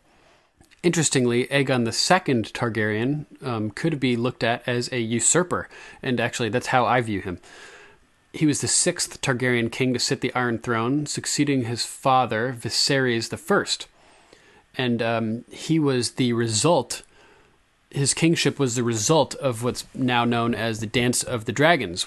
Viserys I had named his daughter Rhaenyra to be his heir and the heiress to the Iron Throne, so upon his death she should have been coronated queen. But his Viserys' second wife, Alicent Hightower, was not happy with this arrangement, and she wanted her son, Aegon, to take the crown. So after Viserys died and before Rhaenyra was coronated, a coup took place, essentially, where Aegon II was elevated to kingship, and the war called the Dance of the Dragons sort of resulted as due to this coup. So eventually, when all the dust settled, Aegon II was in fact the king of the Seven Kingdoms. Aegon III succeeded Aegon II, and interestingly, he was Aegon II's nephew. Ironically, the son of Rhaenyra Targaryen, who Aegon II had fought in the Dance of Dragons over the kingship. So even though Aegon II was the result of a coup, Aegon III, when the crown was passed to him, the line of succession ended up being brought back to the same place it should have gone initially, which is pretty fascinating. As king, Aegon III strove to give the realm peace and plenty, but his coldness kept him from courting his lords and people. He's often blamed for the death of the last dragon, having had a great distaste for dragons after the tragic death of his dragon, Stormcloud, and because he witnessed his mother being devoured by Sunfire, which was Aegon II's dragon, if I remember correctly. So even though it's likely that the Maesters may have played a role in the death of the last dragons, after the final dragon died, Aegon III became known as Aegon the Dragonbane. And he was also known as Aegon the Younger, to keep him, distinct from Aegon II, who is known as Aegon the Elder. At the urging of Aegon the Dragonbane's brother, Prince Viserys, Aegon had at one time brought 9 mages from Essos to attempt to hatch a clutch of dragon eggs with magic, but that tragically ended in failure. So Aegon III was often regarded as a broken king who ruled over a broken reign, but he did his best to keep the kingdoms together after the Dance of the Dragons, and notably after the deaths of the dragons themselves, which arguably were the reason, the impetus that caused the 7 kings of the kingdoms to kneel to Aegon I in the first place. Aegon IV Targaryen, also known as Aegon the Unworthy, was the 11th Targaryen to sit the Iron Throne. He's pretty much universally despised and is considered to be one of the worst Targaryen kings. He sired lots and lots of bastards, was just a bad dude overall, full of lust and hate, and eventually he legitimized all of his bastards on his deathbed. They became known as the Great Bastards, and they included people such as Daemon Blackfyre, Bitter Steel, Brynden Rivers, or Bloodraven. And it was basically his doing and giving his sword Blackfyre to Daemon and legitimizing all these bastards that led to the series of 5 Blackfyre rebellions. So that's Aegon IV Targaryen, father of the Blackfyre rebellions, basically. Aegon V is our beloved Egg from the Dunk and Egg novellas. He was a squire to Sir Duncan the Tall in his youth and grew up, amongst the small folk largely, which is probably had a good effect on him and the way that he ruled. He became king after a great council bypassed a number of candidates earlier on in the line of succession, including his elder brother Maester Aemon, who had refused the throne and ended up going to the Night's Watch. He was the 4th son of Maekar I, and he was, due to his unlikely succession to kingship, he became known as Aegon the Unlikely. One of the first things that Aegon V did when he was crowned was to arrest Bloodraven, Lord Brynden Rivers, the Hand of the King, for the murder of Aenys Blackfyre, as Brynden had offered him safe conduct to Westeros for the Great Council, but instead had Aenys executed when he arrived at the capital. So it's Egg who's responsible for sending Bloodraven to the Wall, which eventually led to him ending up under the tree beyond the Wall. So I'm sure Bran is thankful for that. Aside from that, Aegon V, the Unlikely, spent most of his reign dealing with the subsequent Blackfyre rebellions and dealing with the mess of Aegon IV. Tragically, Aegon V, the Unlikely, Sir Duncan the Tall, and a number of other people all died together at the tragedy of Summerhall in a potential attempt to hatch dragon eggs. Our next raven comes from Sir Trevor of House Nelson.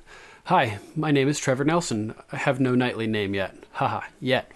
But I have some smug book talk pointers that I would love to share with you. I listened to all the Game of Thrones books more than I can count, and there's a lot that happened that you guys missed, and I was hoping to help. Right now, I just got done with Book 2 again. I'm on Book 3 right now, and on Chapter 19, Sam, The Fight at the Fist. Sam is writing letters for the Lord Commander. He's writing multiple letters to send out when he hears the men yelling and hears someone yell, a bloody huge, a giant. And someone else yells, a bear. This is a dead bear. The fight is better when you read or listen, but from the TV show From Beyond the Wall, John and everyone else saw a dead bear and it attacked them. Good catch. I totally forgot about that at the Fist of the First Men. Nice job, Trev. This is from Book 2 when Daenerys is at the House of the Undying. I can't recall all of what she said, but it's something like this. I saw a shadow dragon breathing black flames. Like I said, not the right words, but I believe this vision was her seeing the Night King on top of Viserion at the wall.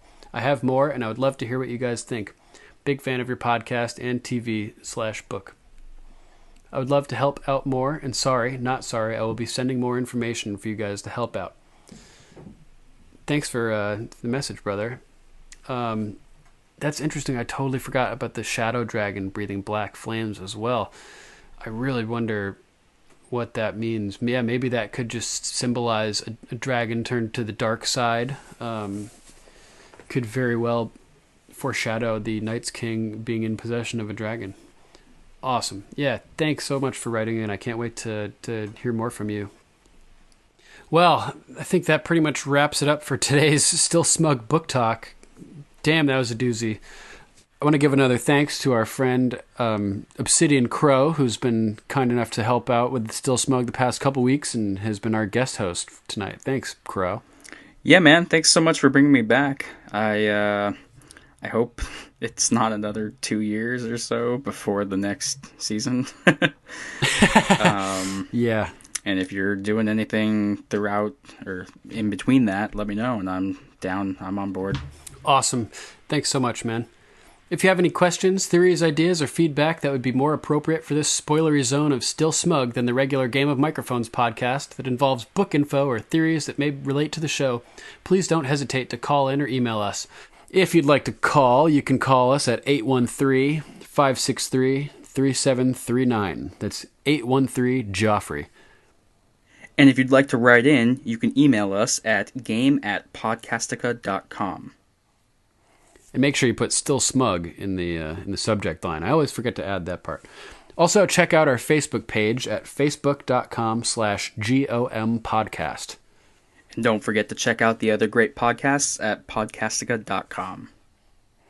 This is Sir Duncan and Obsidian Crow signing off. Thanks, everybody, and Valar Morghulis.